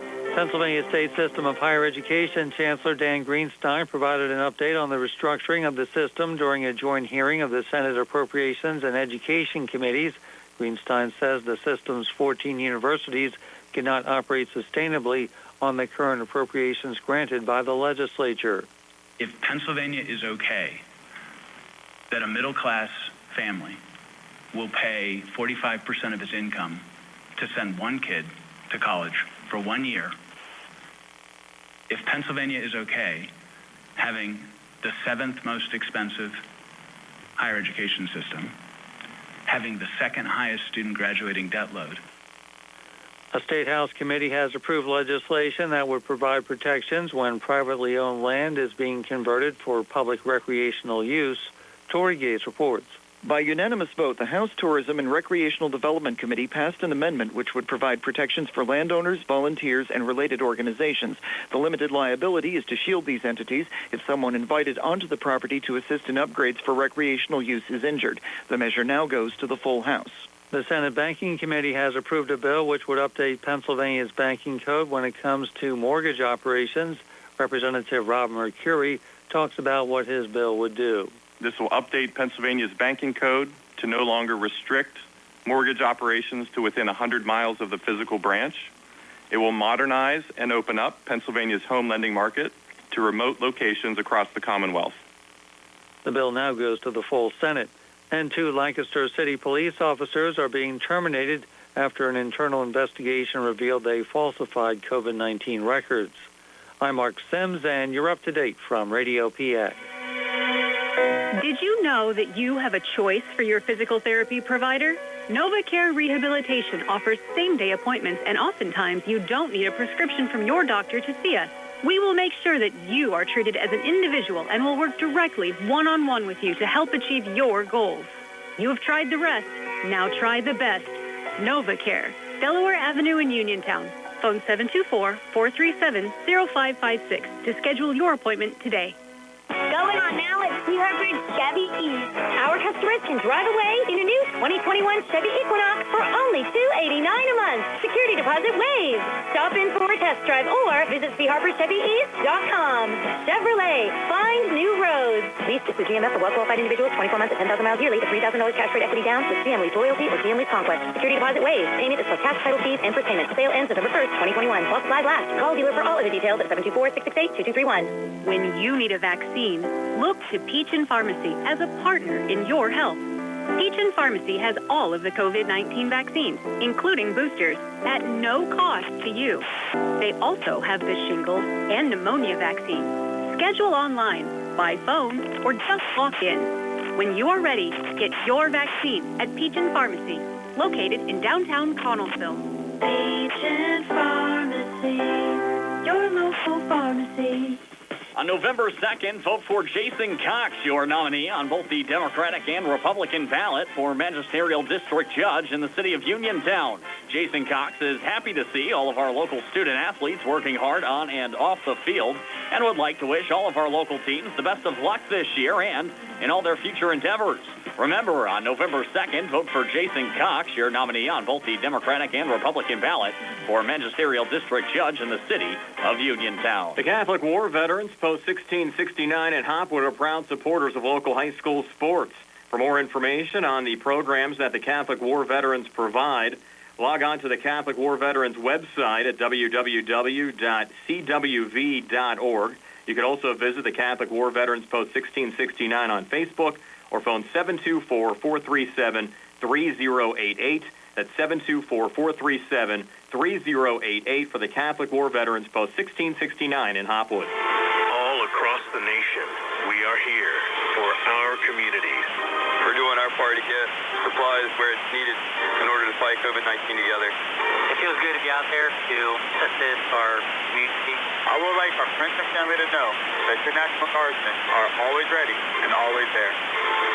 Visit NationalGuard.com to find out more. Sponsored by the Pennsylvania Army National Guard. Aired by the Pennsylvania Association of Broadcasters and this station. South Union Township Supervisor Robert Schiffbauer wishes the best of luck to the Laurel Highlands Mustangs this season and in the playoffs. During these uncertain times, a lot of hard work goes into a successful season, and that includes the cooperation of players, coaches, and their families. South Union Township Supervisor Robert Schiffbauer commends all of those whose hard work has gone into making this a successful season. Like our local teams, Robert Schiffbauer is working hard to make life better for the residents of South Union Township. Good luck to the Laurel Highlands Mustangs from South Union Township Supervisor Robert Schiffbauer. Paid for by the candidate Robert Schiffbauer. Brian Rozak and Steve Suberg back here at Bill Power Stadium, about 90 seconds away from starting the second half. A 28-7 lead for the Laurel Highlands Mustangs over the Uniontown Red Raiders. And Steve, you were down in the locker room at halftime and give some information. Well, it just it was a very jovial atmosphere down in the Laurel Highlands locker room. All the kids were carrying on and talking and chatting. Didn't see a lot of coaching going on. Really, just the kids are having a good time. And I did talk to a couple of the coaches. They are probably going to take out most of their starters, especially the skill player position players, probably won't see a lot of time, if at all, in the second half. And so it'll be a good chance for some of the younger kids to get in and play basically what amounts to JV football in a varsity game and on TV and on radio and on the lights and on Friday night. So it should be a lot of good experience. And I think the Mustangs did a good job of getting Gallagher his yards and getting him out of there before anything happened. And he'll be ready for next week. Hey, it works a couple of ways, Steve. One, obviously keeping everybody healthy for next week because the playoff game is obviously the ultimate goal. Laurel Highlands has never won a playoff game before in school history, and you want to have at least all of your available weapons for that contest, which we assume will be next Friday night. Also, great sportsmanship as well, and it allows some of the younger guys to get into the game. Yeah, all three, everything above, and then it's good for the Red Raiders. So now they can maybe keep this game a little more competitive in the second half. And usually, we kind of thought maybe we'd have a running clock to start the second half, but we won't. The Mustangs only are up by 21, so they got to get 14 more points to get to that magic 35 number where they have a running clock. But the Raiders are going to have something to say about that. Now you wonder, the big question is if the Raiders get a couple big plays, get a couple scores, and make this close, if you bring the starters back in. Yeah, you just wonder if that would happen. By the way, in the battle for the Big 8 Conference Championship tonight, 32-7, Bell Vernon leading McKeesports. And Bell Vernon a 32-7 lead over McKeesports. Bell Vernon flexing their muscles, and that's surprising because McKeesport we thought was just terrific. I expect it to be close, Steve. A lot of folks are actually picking McKeesport to win that game tonight, just to see Bell Vernon really taken to the woodshed early on. But again, they still have a full half of football to play as well as Radcliffe with a line drive kick here going back to the 15-yard line and down the near sideline. Pretty good run back there from Tavian Richardson, and Richardson took it back there, Steve, close to the 40-yard line. See where they rule him out. Might be right at the 40-yard line. So the Red Raiders will have some pretty good field position on their opening drive of the third quarter. Got a couple listeners checking in with me. Jeremiah Dean, a friend of mine I golf with. He was a former Red Raider back in the championship days when they went undefeated, won that conference title way back. I think that was the early 2000s, wasn't it? But they 2001. Yeah, 2001. He's asking if the Mustangs have a chance next week, and that I guess Jerry. Depends on who they play. Depends on who they're playing. They're going to probably have to play Aliquippa or Hampton. So you just Steve, we were looking at that. I don't think they're going to play Aliquippa or Hampton. You're going to have 13 teams in the field, and I'll tell you how I think it's going to shake out here after this play as they reposition Swaney. Handoff going here to Cameron Jackson. He's hit behind the line and then driven back. He'll lose 2 back to the 40-yard line. So you're going to have 13 teams in the playoff field next week. The winner of the Bell Vernon-McKeesport game, they're going to be the 1 seed. I think Aliquippa is going to be the 2 seed. And then the committee has to make up their mind. You have an undefeated Hampton team out of a little bit of a weaker conference. Do you put them as the 3, or do you put the loser of the Bell Vernon-McKeesport game as the number 3 seed? Now, if you look at the results, 32-7, that might drop McKeesport a little bit. If it was a closer game, McKeesport might have more of an opportunity to get the 3 seed. So all 3 of those teams would have buys. The Mustangs don't want to have to play McKeesport, I guess. And I would think, though, that's my other point, too, Steve. I think you're going to keep them away from another conference opponent. So if you put Hampton in as the 3 seed, they would get a bye. And a nice run here from Cameron Jackson. And Jackson a first down and more into Laurel Highlands territory, taking it down to the 39-yard line. So if you have Hampton as the 3, then those 3 teams, Aliquippa, Bell Vernon, assuming they win today, and Hampton, they don't play next week. So then you look at the 4 seed. You're likely going to slot McKeesport in there. Laurel Highlands isn't going to play McKeesport if you look at the way the seeding is going to go. So then you're looking at maybe Armstrong or Beaver, who are second-place teams in their conference, as who the Mustangs might play in the first round. And I think I'd certainly rather play Beaver or Armstrong, nothing against those 2 programs, than playing conference champions in Hampton or Aliquippa. That's a longer drive for everybody, though, to go up to Beaver. But still a more winnable game. Yeah. Certainly a more winnable game. Inside handoff going here now to Maurice Jackson. And Maurice taking it down to the 35-yard line. 4-yard pickup there. And you also, Steve, have to take into account the Mustangs aren't necessarily, and we'll check the flag, late hit, going to be the 12th or 13th seed in the playoff field as well. And you look at, it looks like this will be an offsides penalty here against Laurel Highlands. No, it's a late hit, some kind of late personal foul. Oh, it's on the Red Raiders. Wow. Did not expect that. But, Steve, you look at the other conferences and some of the last teams in. Coming into play tonight in the Greater Allegheny Conference, you had a 3-way tie for 3rd place between Highlands, Greensburg, Salem, and Indiana. Highlands was 6-3, Greensburg, Salem, and Indiana at 5-4. So you're likely going to have a 6-4 team in there versus a 7-3 Laurel Highlands team, where Laurel Highlands arguably played in a tougher conference, and their 3 losses were against Thomas Jefferson, McKeesport, and Bell Vernon. And we'll talk about the Parkway Conference after this Cameron Jackson run up the middle, and he'll take it down to the 45. 7-yard carry there. That'll bring up 3rd down and about 15 as that penalty on the drive certainly put the Red Raiders behind the sticks. And the Parkway Conference even more interesting, Steve, because you have Char Valley and Montour, both 1-3 overall. They're playing a game tonight to see who gets into the WPIL playoff. Char Valley 4-5 overall, and Montour 3-6 overall. So, again, that's a team where you might see the Mustangs slotted over when the playoff pairings come out. Well, we could speculate till. Well, you don't have to wait till Monday, though, this year. We'll know at 6 o'clock tomorrow. Yep. So we're going to find out soon enough, and that'll be good for the Mustang coaching staff. They can get working on it over the weekend. Yeah, I think for everybody out there, as Townsend looking to put it up here, hangs in the pocket, looks deep middle, far side into double coverage, and Devin Miles brings it down. Here's Miles inside the 15-10 with a great block. Miles goes into the end zone for a Uniontown touchdown from 45 yards out. That's the 2nd time tonight, Steve, that Townsend and Miles have hooked up. Well, now it gets interesting because at 20, if they make the extra point, 28-14, and if the Mustangs bring their second-teamers back out again and they don't score and the Red Raiders do that again, you wonder what Coach Colasar will do, and that's why he gets paid the big bucks. You're gonna have to, you're gonna take a chance on getting your starters hurt.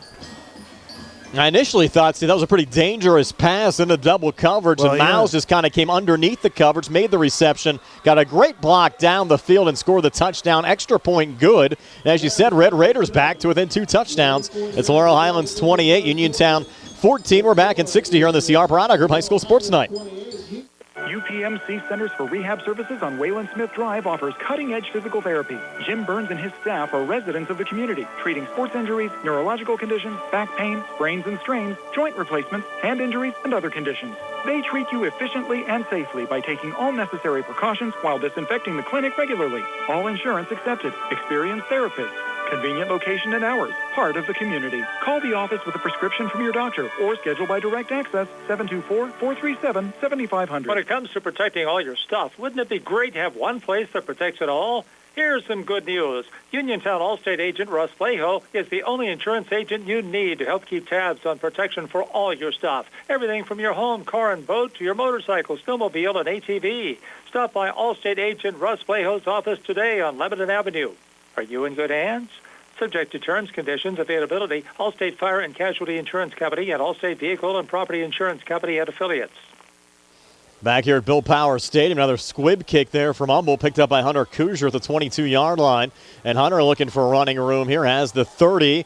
And now on the far side with a little stiff arm, Kuzier at the 40 and run out of bounds right around the 41, 42-yard line. 5-play drive, 60 yards, 3:31 on the clock. So the Red Raiders did everything right there. They scored quickly, and only took 3 minutes off the clock, 3:30, and got 7 points out of it. And sometimes, Steve, also perception is reality. You want to win this game, I think, if you're Laurel Highlands. Might have a penalty here. That's a personal foul. Another crackback block against Laurel Highlands. So we haven't seen a crackback block in 13 years, and now 2 tonight. On a kickoff, that should be a clip, I would think. They call it a crackback, though, not a clip. They'll push the football back to the 21-yard line. But the committee is going to see the final score of this game. Yes, it's a non-conference game. But if Laurel Highlands has a 3-point win over Uniontown, that doesn't look that good. Laurel Highlands 20-yard line. No, and that's the choice you make by taking everybody out. Now 1st and 10 from the 20-yard line. Inside handoff, you have Kearney as the tailback, getting just a yard up to the 21-yard line with C.J. Soltis still in as the Laurel Highlands quarterback. You can see with Soltis and the rest of the guys in there, it's just not the same. You do have Jaden Pratt and Joe Chambers out there as wide receivers. Yep, but it's not the same without Gallagher out there. Now 2nd and 9, line of scrimmage, the Laurel Highlands 22. Soltis out of the shotgun as Kearney off to his right, triple left formation. Tajai Hooper, one of the wide receivers out to the near side. Quick screen, pass complete, brought down by Jaden Pratt, and Pratt gets down to the 27-yard line, 5-yard gain. Bring up 3rd down and 4. And he's one of the wide receivers, Steve, you might want to be careful with just because he's coming off of that ankle injury a couple of weeks ago. Yeah. Now 3rd down and 4. Gain of 3 on the play brings up a 3rd down and 4. I see we're going to spot the ball here. Get spotted at the 28. 7:51 left in regulation. Uniontown, a pair of touchdown passes from Evan Townsend. Both went to Devin Miles. Laurel Highlands, 4 touchdown runs from Rodney Gallagher. Went over 1,000 yards rushing for the season tonight. Mustangs taking Rod out of the game, resting him for next week. And now Pratt comes in motion. And did Uniontown jump across? Yes, they did again. And that time it was Christian Perkins coming across on the far side. It'll be a free 5 for the Mustangs and a Laurel Highlands first down. Against Uniontown. For whatever reason, Steve, the motion there has caught the Red Raiders off guard a couple of times tonight. Wow, the motion and then the hard count by Soltis. He did that earlier. And he got the Red Raiders to jump. And the Mustangs need something just to, they need a score here just to keep this comfortable, if you will. Hooper now in the backfield to the left of Soltis. Triple right formation. Play fake. CJ calls his own number. Has it across the 40. Big time hit, but CJ coming forward. Needed 10. I think he got just about that. And a little extracurriculars here again, Steve, after the play. Yeah, crosstown rival. These kids know each other. A little bit of chirping going on, and Gain of 11 on the play. that's a That'll be good enough kind of for a Laurel bad Highlands spot, but first it's still down just on enough for the play. first down. He moved the sticks. I thought he got closer to the 45-yard line, didn't you? And it looked I like agree. Line of scrimmage the 43, and he didn't slide down. He went head first. Look where they mark they mark it on the 43, but the ball's almost on the. Yeah, I guess it's the angle. They'll bring Pratt in motion. He'll get it here on the jet sweep, coming far side, trying to turn the corner, and he's brought down behind the line of scrimmage by Braxton Swaney. Brought down by Sweeney. So Swaney stopping Pratt for about a yard loss on the play to bring up second down and 11. Seen a lot of good things, though, Steve, tonight out of this Uniontown team. Yeah, they look like they're pretty well coached and they're hustling. They're playing some spirited football. It's pretty good high school football game. Keith Jeffries, the head coach, Harry Kaufman, Matt Pavlovich, Jeremy Brain, and Tim Tater, the assistants on this Uniontown team this year. Second and 11.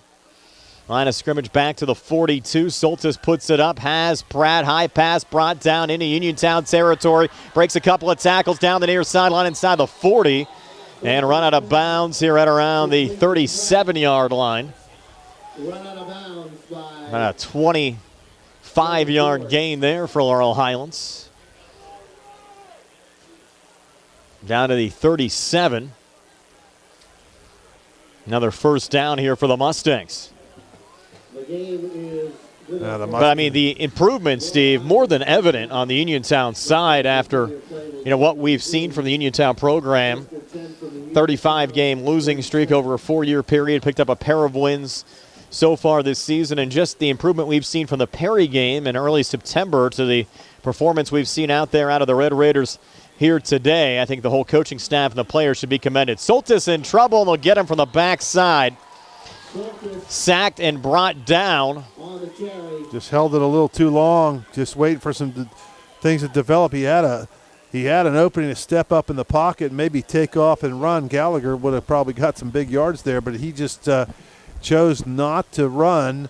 88's not on our roster. He's the one who had the sack for Uniontown. Maybe a couple of late number changes there on the Uniontown side. Yeah, we apologize. We don't know who 88 is. If you do, let us know. We'll pass it along. But not on the roster we were given by the school district. Now 2nd and 16. They'll hand it off here to Lucas. Lucas turning the corner on the near side. Matt Lucas at the 20 with a flag on the play. Let's see if this one's going to count as Lucas dives in, but another flag that was thrown about 20 yards down the field. Lucas took it 43 yards for the touchdown. We mentioned Lucas, the 3A soccer player of the year, looking for a big football highlight on that run. Let's see if it counts. And a flag came flying.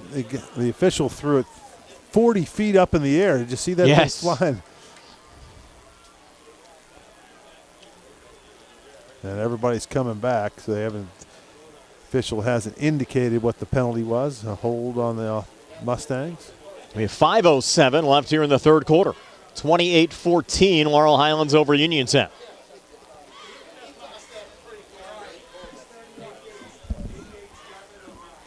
Say that again. O'Brien. Okay, thank you. Gavin O'Brien wearing number 88, we're told. That's for the Red nice Raiders. sack there from Gavin. On that play before the run, O'Brien was initially listed at 78, jersey now 88. And the penalty pushed the Mustangs back to midfield. Against Laurel Highlands, will move the football back. Now, Steve, it's 2nd and 22. They need the 28 for a first down. Screen might say 2nd and 16, but actually 2nd and 22. And they're going to send it off here to Hooper on the far side. Hooper, the 45, tripped up at the 42-yard line, 8-yard pickup. And I'll bring up third down. And about 14 here for Laurel Highlands. With 4:34 left in regulation. Again, the Mustangs headed to the WPIL playoffs. We'll have their playoff game for you next week. We'll find out 6 o'clock tomorrow who Laurel Highlands will play. 4:30 left in the third quarter, not the. Did I say the game? You said regulation. I'm sorry. So third quarter, excuse me. And 16 minutes of football left. Triple left set here for the Mustangs. Soltis again out of the gun. Hangs in the pocket. Looks deep middle. And that pass is brought down for Laurel Highlands first down. Joe Chambers on the reception. 16-yard gain down to the 26. Well, another nice catch there from Chambers. A heck of a receiver. Yes. He turned himself in. He was, we were kind of calling for him to get in at quarterback and let Gallagher out there as a receiver, but obviously they felt like they could get more out of Gallagher running the football and then throwing occasionally, and they've done that. And that's worked out pretty well for the Mustangs. And There's some extracurriculars there, too, Steve, after the play. Taken out of the game. I don't know if he said something. I didn't see a flag, but Coach Colasar having a little chat with him, trying to calm him down. Well, you don't want to get tossed here tonight, Steve, too. You might have to miss next week if that happens. Snap coming back here. Screen off the fingertips of the intended wide receiver, Matt Lucas, that time. Well, that was dangerously close to a lateral. Second and 10. But Chambers, Steve, just really an athlete. Great baseball player. Mentioned pitched a perfect game for the Mustangs this past spring. Was a quarterback last year, wide receiver. Just a kid that can do so many things well. Great soccer player as well. Yeah, good player, and really made some really good catches this year. Sure, he can play hoops as well if you need him. Second and 10. Soltis again out of the gun. Play fake, pulls it down, looks to run inside the 25, stumbles down to the 23-yard line. 3-yard pickup. Bring up third down and 7 with 3:16 left here in the third. Still 28-14. Laurel Highlands over Uniontown. Mustangs driving, working right to left as we described it, with the football down to the Red Raiders' 23-yard line facing this third down. Mustangs slow and getting up down there, Steve. That's Soltis. And now the... So UPMC Centers for Rehab Services injury timeout. Brought to you by UPMC Centers for Rehab Services, the leaders in physical therapy. You can visit physical therapist Jim Burns on Wayland Smith Drive or phone 724-437-981, or check that. Or you could phone 724-437-7500. The Centers for Rehab Services relief is closer than you think. So Soltis still down, and we'll take a quick UPMC Centers for Rehab Services injury timeout here on WMBS, the Trib Live High School Sports Network, and Facebook Live. Are you looking for a rewarding career? M&R Transit is now hiring van drivers. Van drivers must be 26 years of age, have a valid driver license, and a clean driving record. Van drivers must be able to obtain all clearances. For more information, call 724-439-3164. That's 724-439-3164, or apply in person at M&R Transit, 253 South Mount Vernon Avenue. M&R Transit wishes the Laurel Highlands Mustangs good luck. Chips and cracks to splits and shatters. If you need new glass, Fay West Glass Company is the one to call. Fay West Glass has served Fayette and Greene counties for over 25 years and specializes in residential glass installations and replacements, plus commercial and industrial glass. So when that window's busted or that sliding door shattered and you can't wait, Fay West is available. 724-439-8600. That's 724-439-8600. Proudly local and veteran-owned, Fay West Glass will earn your business. So Rodney Gallagher back out there for Laurel Highlands after the Soltis injury, facing a 3rd and 7. Rod hanging in the pocket, looking deep far side, single coverage, jump ball, back corner of the end zone, incomplete. Was looking there for Keandre. Tell you what, this will be a good opportunity for Radcliffe to try a field goal. 4th and 7. Let's see if we're going to see Harry. Yes, we are. It'll be about a 40-yard field goal. Hit a 42-yarder a couple of weeks ago. Certainly within his range. It'll be on the right hash mark. 40-yard field goal for Laurel Highlands. It'll be Caden Friel who will send it back to Ben Diamond, the holder. And Radcliffe for a 40-yard field goal attempt from the right hash mark to put the Mustangs up 17. High snap coming back. Diamond put it down. Line drive kick is going to go wide left. I think the snap coming back high just kind of threw off the timing. So the score remains Laurel Highlands 28, Uniontown 14, 2:42 left here in the third. We're back in 30 here on the CR Parada Group High School Sports Tonight. Dinner's great. It's one of your top 3 favorite meals. You just don't want to have to make it. Well, with Jimmy John's, you don't have to. Whether you live in a sandwich delivery zone or head into the store, you can always get a freaky fresh sandwich. Click to order at jimmyjohns.com. Freaky fast, freaky good. Order online at jimmyjohns.com or call 724-437-6800 for delivery or curbside pickup. Jimmy John's, next to Walnut Hill, shop and save. Back here at Bill Power Stadium, Steve, who would have thought with 2:42 left here in the third quarter tonight we'd have a two-possession game? And Uniontown would have the football back. The Mustangs have most of their starters back in, including Gallagher on defense. A little handoff to the fullback here, just a yard pickup. And they went back that time to Maurice Jackson. Bring up second down and 9. And the Mustangs will start taking things maybe a little more serious tonight, Steve, just to, not that they weren't taking it serious coming in, but they were just bringing some of these starters back into the game. If you think about it, they gave up a freak play for 7 points, and they could have had maybe another touchdown. It could have been easily 35-0 at halftime. Instead, it's 28-7, and now the Red Raiders score. Now it's 28-14. Devin George here, and he'll lose a couple. Back to the 20, so just a yard loss to bring up third down and 10. Now to 1:47 left here in the third. Now on the Uniontown side, might want to get a little more aggressive here, and they've had success, obviously, hitting some plays down the field. Townsend, a pair of touchdown passes to Devin Miles tonight. Miles coming back into the game. Miles not a very big guy, Steve, just 5'6", 130 pounds. And has shown he's a playmaker tonight. 120 and counting, 115 now. A watch for Miles. He's in the slot right. 3 wide outs, 2 to the near side. Jesse Jeffries also split out to the near side with Townsend in the shotgun. Pair of protector backs as the snap comes back. Townsend was his pass tipped. It's intercepted there by Jaden Pratt. Here's Pratt at the 25, at the 20. Pratt on the run back at the 15. Cut back of the 10. Looking for the pick 6 with a little convoy, and Pratt will take it in. So Jaden Pratt, a pick 6 for Laurel Highlands. Mustangs go back up 20 at 34-14 with 45 seconds left here in the third. Was that pass tipped to the line, Steve? I don't think so. I had the binoculars on. It looked like he threw it up in the air, just fluttered. Kind of just floated in there, and Pratt went up high and caught it. Did a good job and a nice run back. Nice cut back. And surprisingly, you didn't see a flag for a block in the back. No. Usually you see something like that on the return, especially when they change direction like that. And they had that entire far side sealed off after he cut back inside the 10-yard line. Allowed him really just to walk into the end zone for the pick 6.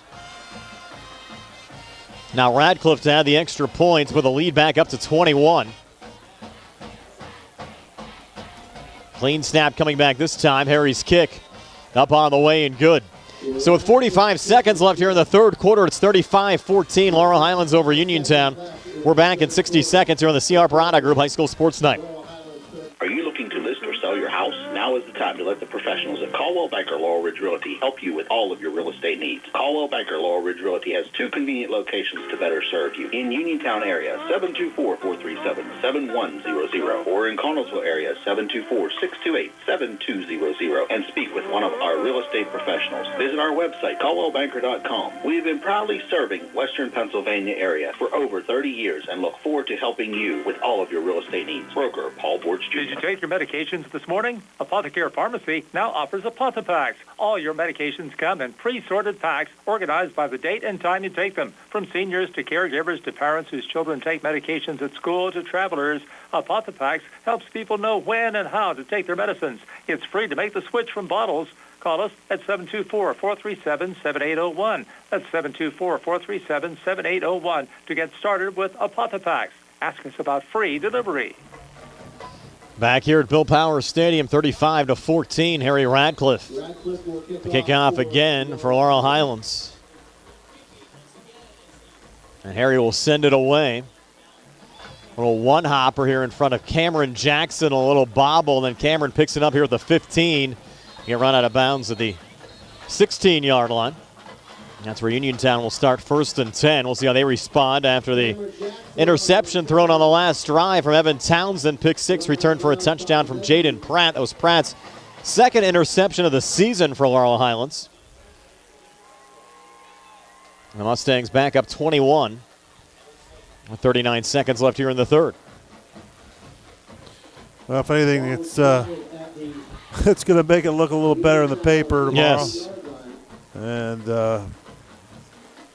maybe that'll keep Mr. Gallagher on the sidelines. I saw him out there, though.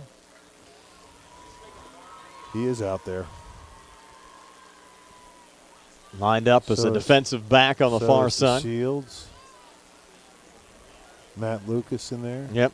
A lot of the starters still there for Laurel Highlands. They got a little bit of a break. Uniontown rallied back, and now the starters back out there for Laurel Highlands defensively with a handoff going here on the near side to Devin George. And George run out of bounds at the 20-yard line. 1, maybe 2-yard pickup there for Devin. Still getting a little feisty over there, isn't it? Laurel Highlands kids, though, just have to be smart, Steve. You don't want to get tossed here tonight and then not be able to play in a WPIL playoff game next week. I mean, that's the one advantage maybe pulling the guys is you don't have to worry about a late altercation costing you some eligibility next week. Well, and you would think, the players should know that. The coaches obviously, that's probably the one thing you'd give them at the halftime speech, one of the few things that you'd really emphasize. And then also the officials have to know that, so it's got to be something really bad. And that'll be it for the third quarter. 35-14, Laurel Highlands over Uniontown. We're back with a 4th and 60 seconds here on the CR Brada Group High School Sports Night. Going on now at C. Harper Chevy. Our customers can drive away in a new 2021 Chevy Equinox for only $289 a month. Security deposit waived. Stop in for a test drive or visit CHarperChevy.com. Chevrolet, find new roads. Lease to GMF for well-qualified individuals, 24 months at 10,000 miles yearly with $3,000 cash rate equity down with GM Lease Loyalty or GM Lease Conquest. Security deposit waived. Payment is plus tax, title fees, and first payment. Sale ends November 1st, 2021. What supplies last? Call dealer for all of the details at 724-929-8000. Attorneys from all over the state and nation advertise in southwestern Pennsylvania for personal injury and workers' comp cases. But most of them send their assistants to do the legwork. You might not even meet your attorney until your first hearing. We're local attorneys, Davis & Davis. We meet directly with our clients, including free consultation. And there are no fees until you receive money on your case. If you've been injured, call Davis & Davis, representing you and your neighbors yesterday, today, and tomorrow. Phone 724-437-2799. Back here at Bill Powers Stadium, ready to start the fourth quarter. The Laurel Highlands Mustangs a 3-touchdown lead over the Uniontown Red Raiders. Reminder to stay tuned after the game for the True Live Scoreboard Show with Don Rebel on the air until midnight tonight. Let you know about all those big games around the WPIL tonight, determining who's in, who's out, and a lot of playoff positioning. And the playoff pairings coming out tomorrow at 6. High snap coming back there, but well handled off to Cameron Jackson with another impressive run across the 25 up to the 27-yard line. Fumble. Did they strip him? No. No. They say it was down. And after getting 7 to bring up 2nd down and 3. Well, they got something there, but you just, a lot of high snaps, and that's just, you wouldn't think it's that difficult for the center and a shotgun just to shove it back between his legs to the quarterback. But, I can tell you, the kids get tired, they get hit, they're getting back to the play. They got all the energy they can to get down in their stance, and then, they got to remember the snap count, the play, and then, all of a sudden he's got to snap the ball, and it's just a lot of things going on there. Those snaps get a little crazy once in a while, and you see it in the pros and then in college. So, but a bad snap can really throw off the timing of a play. 3rd and 3. So we got under 11 minutes now left here in the fourth quarter. Might be coming after Townsend here. Might have been some early motion. Did Sumter come across? And look out here, a little pushing. Looked like the left tackle moved early, but also Sumter might have went across at the same time. So we're going to just depends on who they're going to call it on.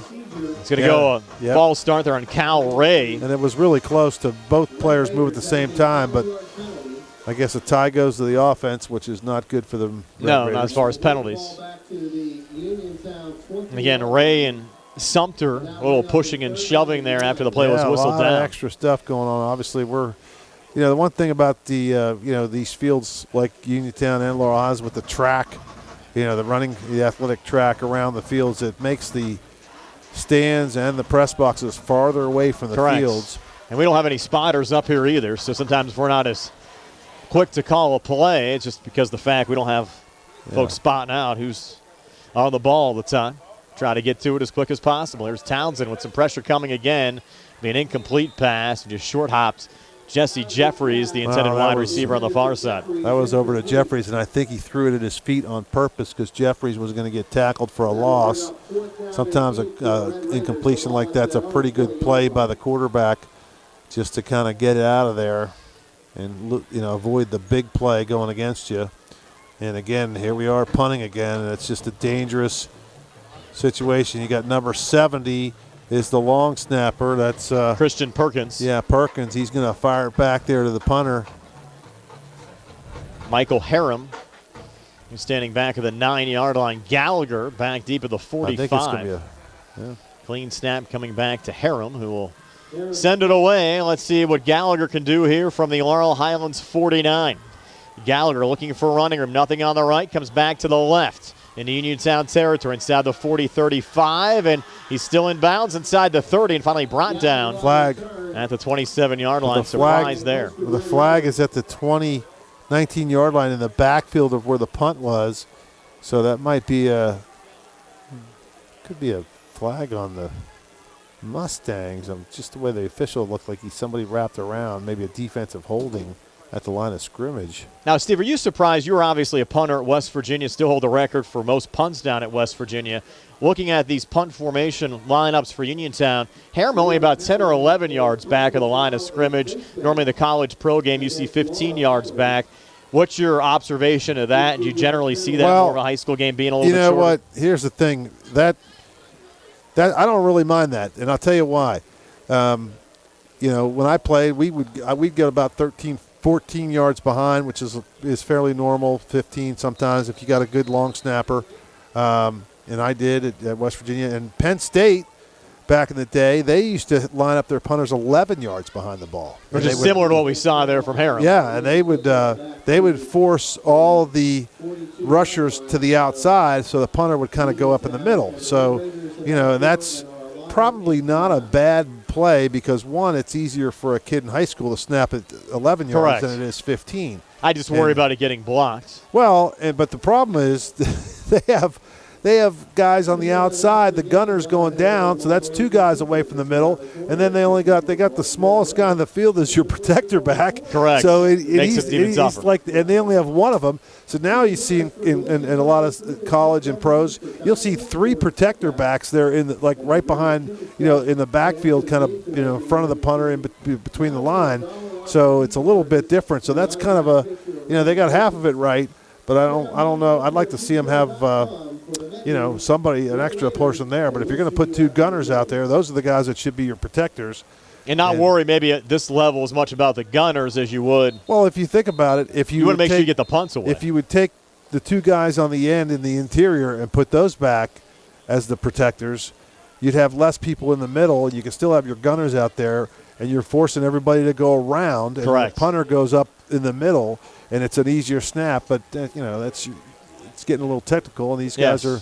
Hey, this is high school, and they don't have a lot of time to practice that stuff. I'm sure they only devote a little bit of time every week to special teams. So Laurel Highlands will start this drive, and after the penalty, which is actually a personal foul after the play against the Laurel Highlands, will start the drive at the Uniontown 43. And now you have John Duke as the Laurel Highlands quarterback. And of course, Soltis got hurt. And you don't want to leave Gallagher out there. And Duke's been mainly the JV quarterback, and he lost one there on the carry.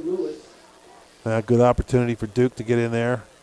Javante Lewis brought him down. Duke, a 5'8", 160-pound sophomore for Laurel Highlands. Just one of two for 8 yards throwing in varsity action. As the great Don Nealon used to say, a sophomore. He used to call us sophomores. Now 2nd and 11. 9:35 left in regulation. You also have number 23 out there for the Mustangs. That's Tristan Baker, a freshman, off to the right of John Duke. And they'll actually hand off to Hunter Kuzier here on the jet sweep. But he's Hunter loose. On the far side will cut back at the 30, and he's brought down actually at the 31-yard line after picking up 13 yards, but does pick up a Laurel Highlands first down. A good run there for Hunter Kuzier. Kuzier only a sophomore, 5'10", 145 pounds. And Kuzier, Brian, he gets in a lot on special teams, so he's got some game experience, and he's got to run some kicks back and things like that. Played a lot of defense, too, especially when the Mustangs had a lot of injuries back there. He was actually starting cornerback for a couple of games. Duke takes the snap, screen near side, going to Hunter Kuzier again. Couple of blockers out in front, side the 30-25, cut back at the 20, flag on the play. Kuzier at the 15, Kuzier on the far side, spun down at the 11-yard line. Tackle made there by Notorious Grooms, but we'll check the flag. Would have been about a 20-yard gain there if it stands. Duke to Kuzier. And they're We've seen a lot of hard hits in this game too, Steve. Yeah, that was almost a horse collar tackle there, but holding against the Red Raiders. Now that's a spot no, one against foul, Laurel so Highlands. that still may be. One against Laurel Highlands, not Uniontown. Yeah, I mean, sorry, against Laurel Highlands, but that'll be a spot foul. So you'll have a gain of 7 yards after the penalty because the play was the penalty was after he was well downfield, and they threw the flag about 20 yards down the field. So now you're going to have the odd 1st and 6. Yes. Or second. Is it first? Yeah, it's first down. Yeah. First down, you said about 6. First down and 6. Don't see that too often. Duke's still in the game. Triple left set. They're going for another screen. It's complete on the far side of Leland Lehue, and Lehue will lose 4 or 5 back to the original line of scrimmage, the 31-yard line, and that'll bring up second down and 10. So Lehue took a little long to make his decision, but there's a perfect example, and that's why when people watch like the NFL football and you wonder why a guy like Tom Brady's so good, a pass like that, even though it's only just off to the side, doesn't look like it's that hard, anybody could throw that, but you got to throw that to the receiver in a spot where he can catch it and get upfield quickly. Correct. If it's a high, if it's behind him, if you make the receiver work too hard, then he takes too long to gather himself, and then it only takes a half a second or a second if it takes him to get ready, and then the defenders are on him. Last check still 32-7, Bell Vernon over McKeesport. Duke will learn as he gets a little more experience. Triple right set here on the 2nd and 10. And Duke keeps it himself after the play fake. Takes it down to the 26, getting 5 yards back to bring up third down and 5. So we approach the 7-minute mark. And they closed the door on me. I can't see the scoreboard now. The door to get out of the press box where the camera guys are. They had the door open. I could see that press box or the clock. Just trying to mess with you, Steve. Yeah. Now 3rd and 5. Line of scrimmage just shy of the 25-yard line. Laurel Highlands not afraid of wasting some time here. And for the Mustangs, assuming they hang on, Steve, 7-3 regular season. Again, first time above 500 since 96.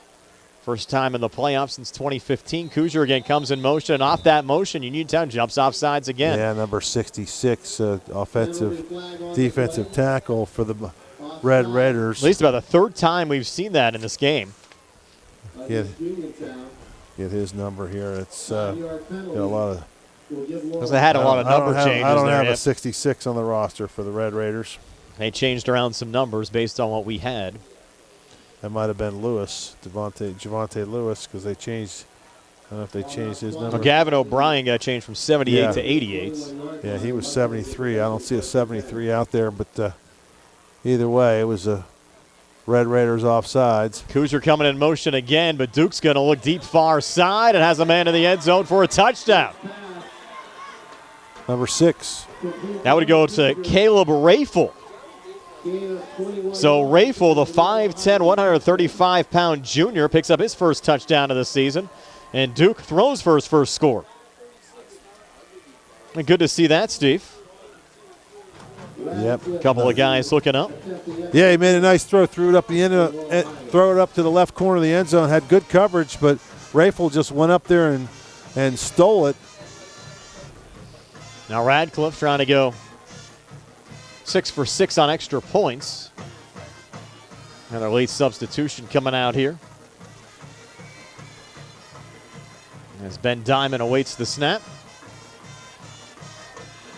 And the extra point on the way and good from Radcliffe. 42-14. Laurel Highlands over Uniontown. 5:36 left in regulation. We're back at 60 here on the CR Product Group High School Sports Night. Attention voters of Fayette County. On Election Day, vote for Chief Deputy Treasurer Deb Apicella for County Treasurer. Deb Apicella is the only candidate who has on-the-job knowledge, skills, and experience in the Treasurer's office, of which there is no replacement. Deb Apicella has 15 years of proven experience working in the Treasurer's office, with 8 of those years as the Chief Deputy Treasurer, while also performing all the Treasurer duties since the passing of Nancy Wilson. Deb has been doing an outstanding job, daily handling all the money that comes into the county. She reconciles and balances the numerous accounts to the penny. Her excellent work ethic has shown she does whatever is necessary to keep the office running effectively, efficiently, and customer-friendly. Deb Apicella's years of experience have proven she is fiscally responsible, trustworthy, and dedicated to the residents of Fayette County.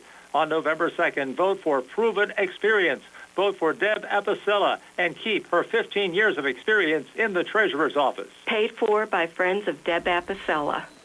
Back here at Bill Power Stadium, Mustang fans celebrating a 42-14 lead over Uniontown as Harry Radcliffe gets set to kick off again for the Mustangs. And this kickoff going back here to the 21-yard line. On the return here, Keandre Sokol takes it back to the 29, and that's where Uniontown will start 1st and 10. And Steve, with a win here tonight, Laurel Highlands will cut the overall Uniontown lead in the series between the two schools to 23-18.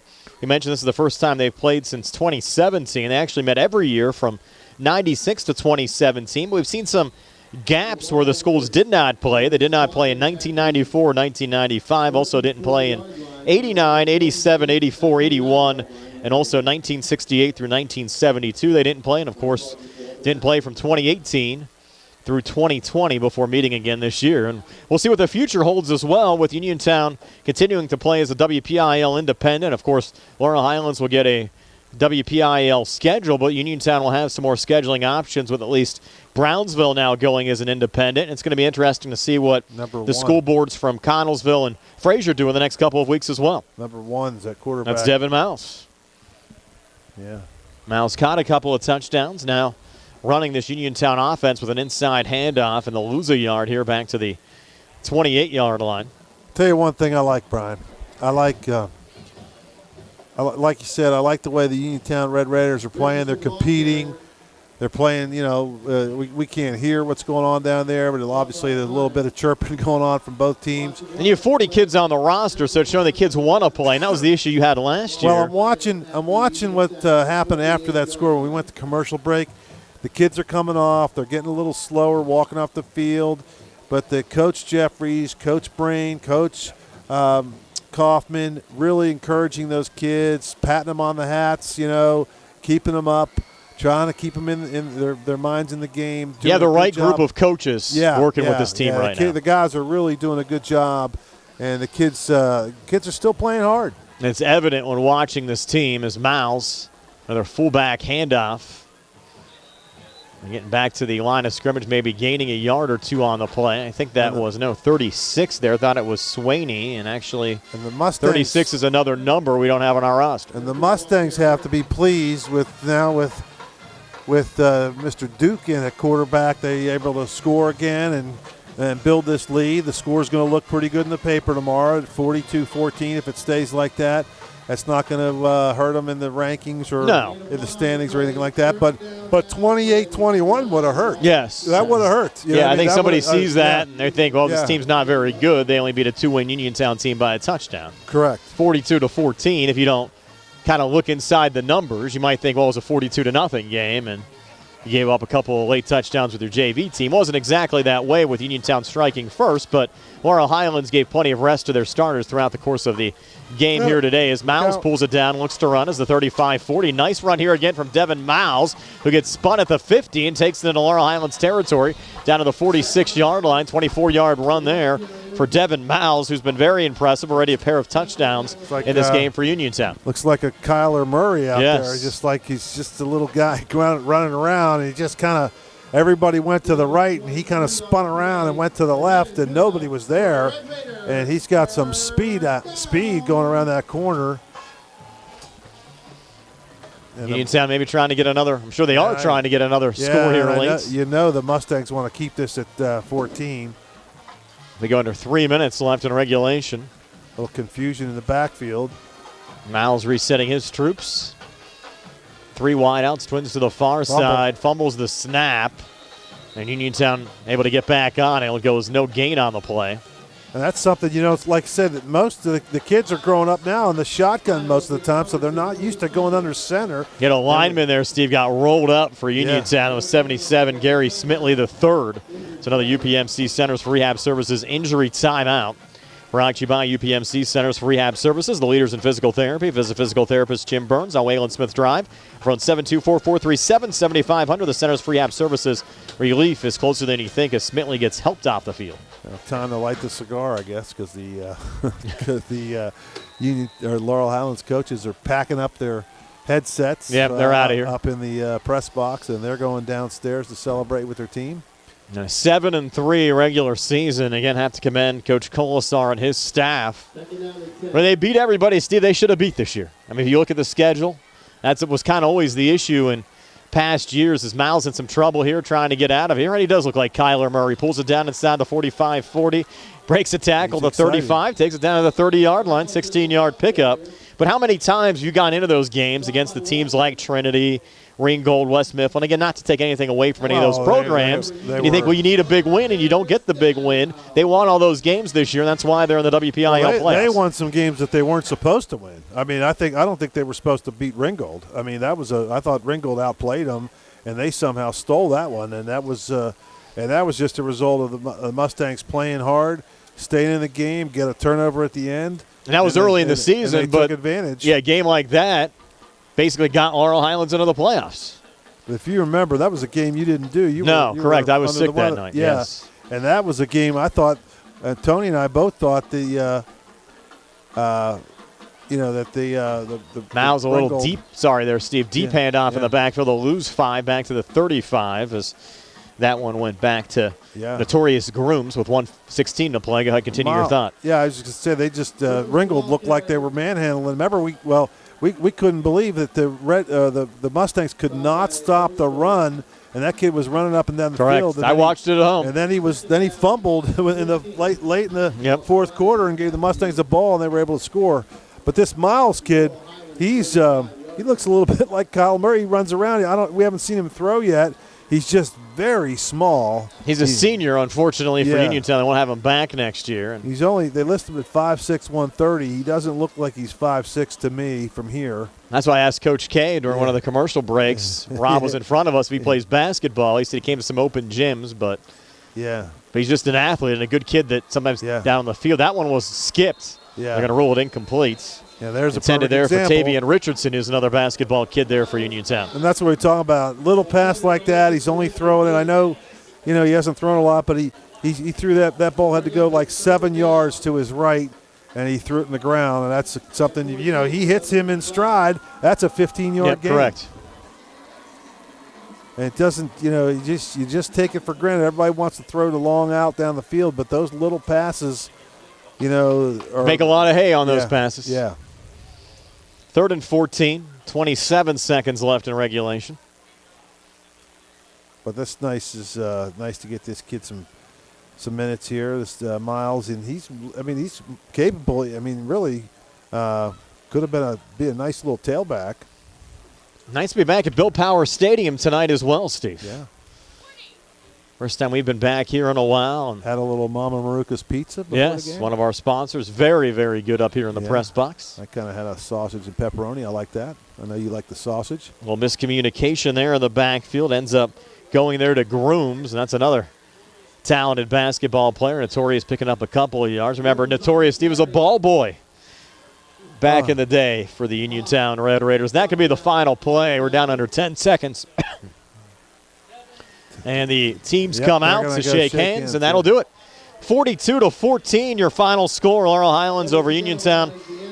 A lot of fun tonight from Bill Powers Stadium. Stay tuned for our post-game show. Brought to you by South Union Township Supervisor Robert Schiffbauer, working hard for the residents of South Union Township. It's on the way next year on WMBS, the Triple M High School Sports Network, and Facebook Live.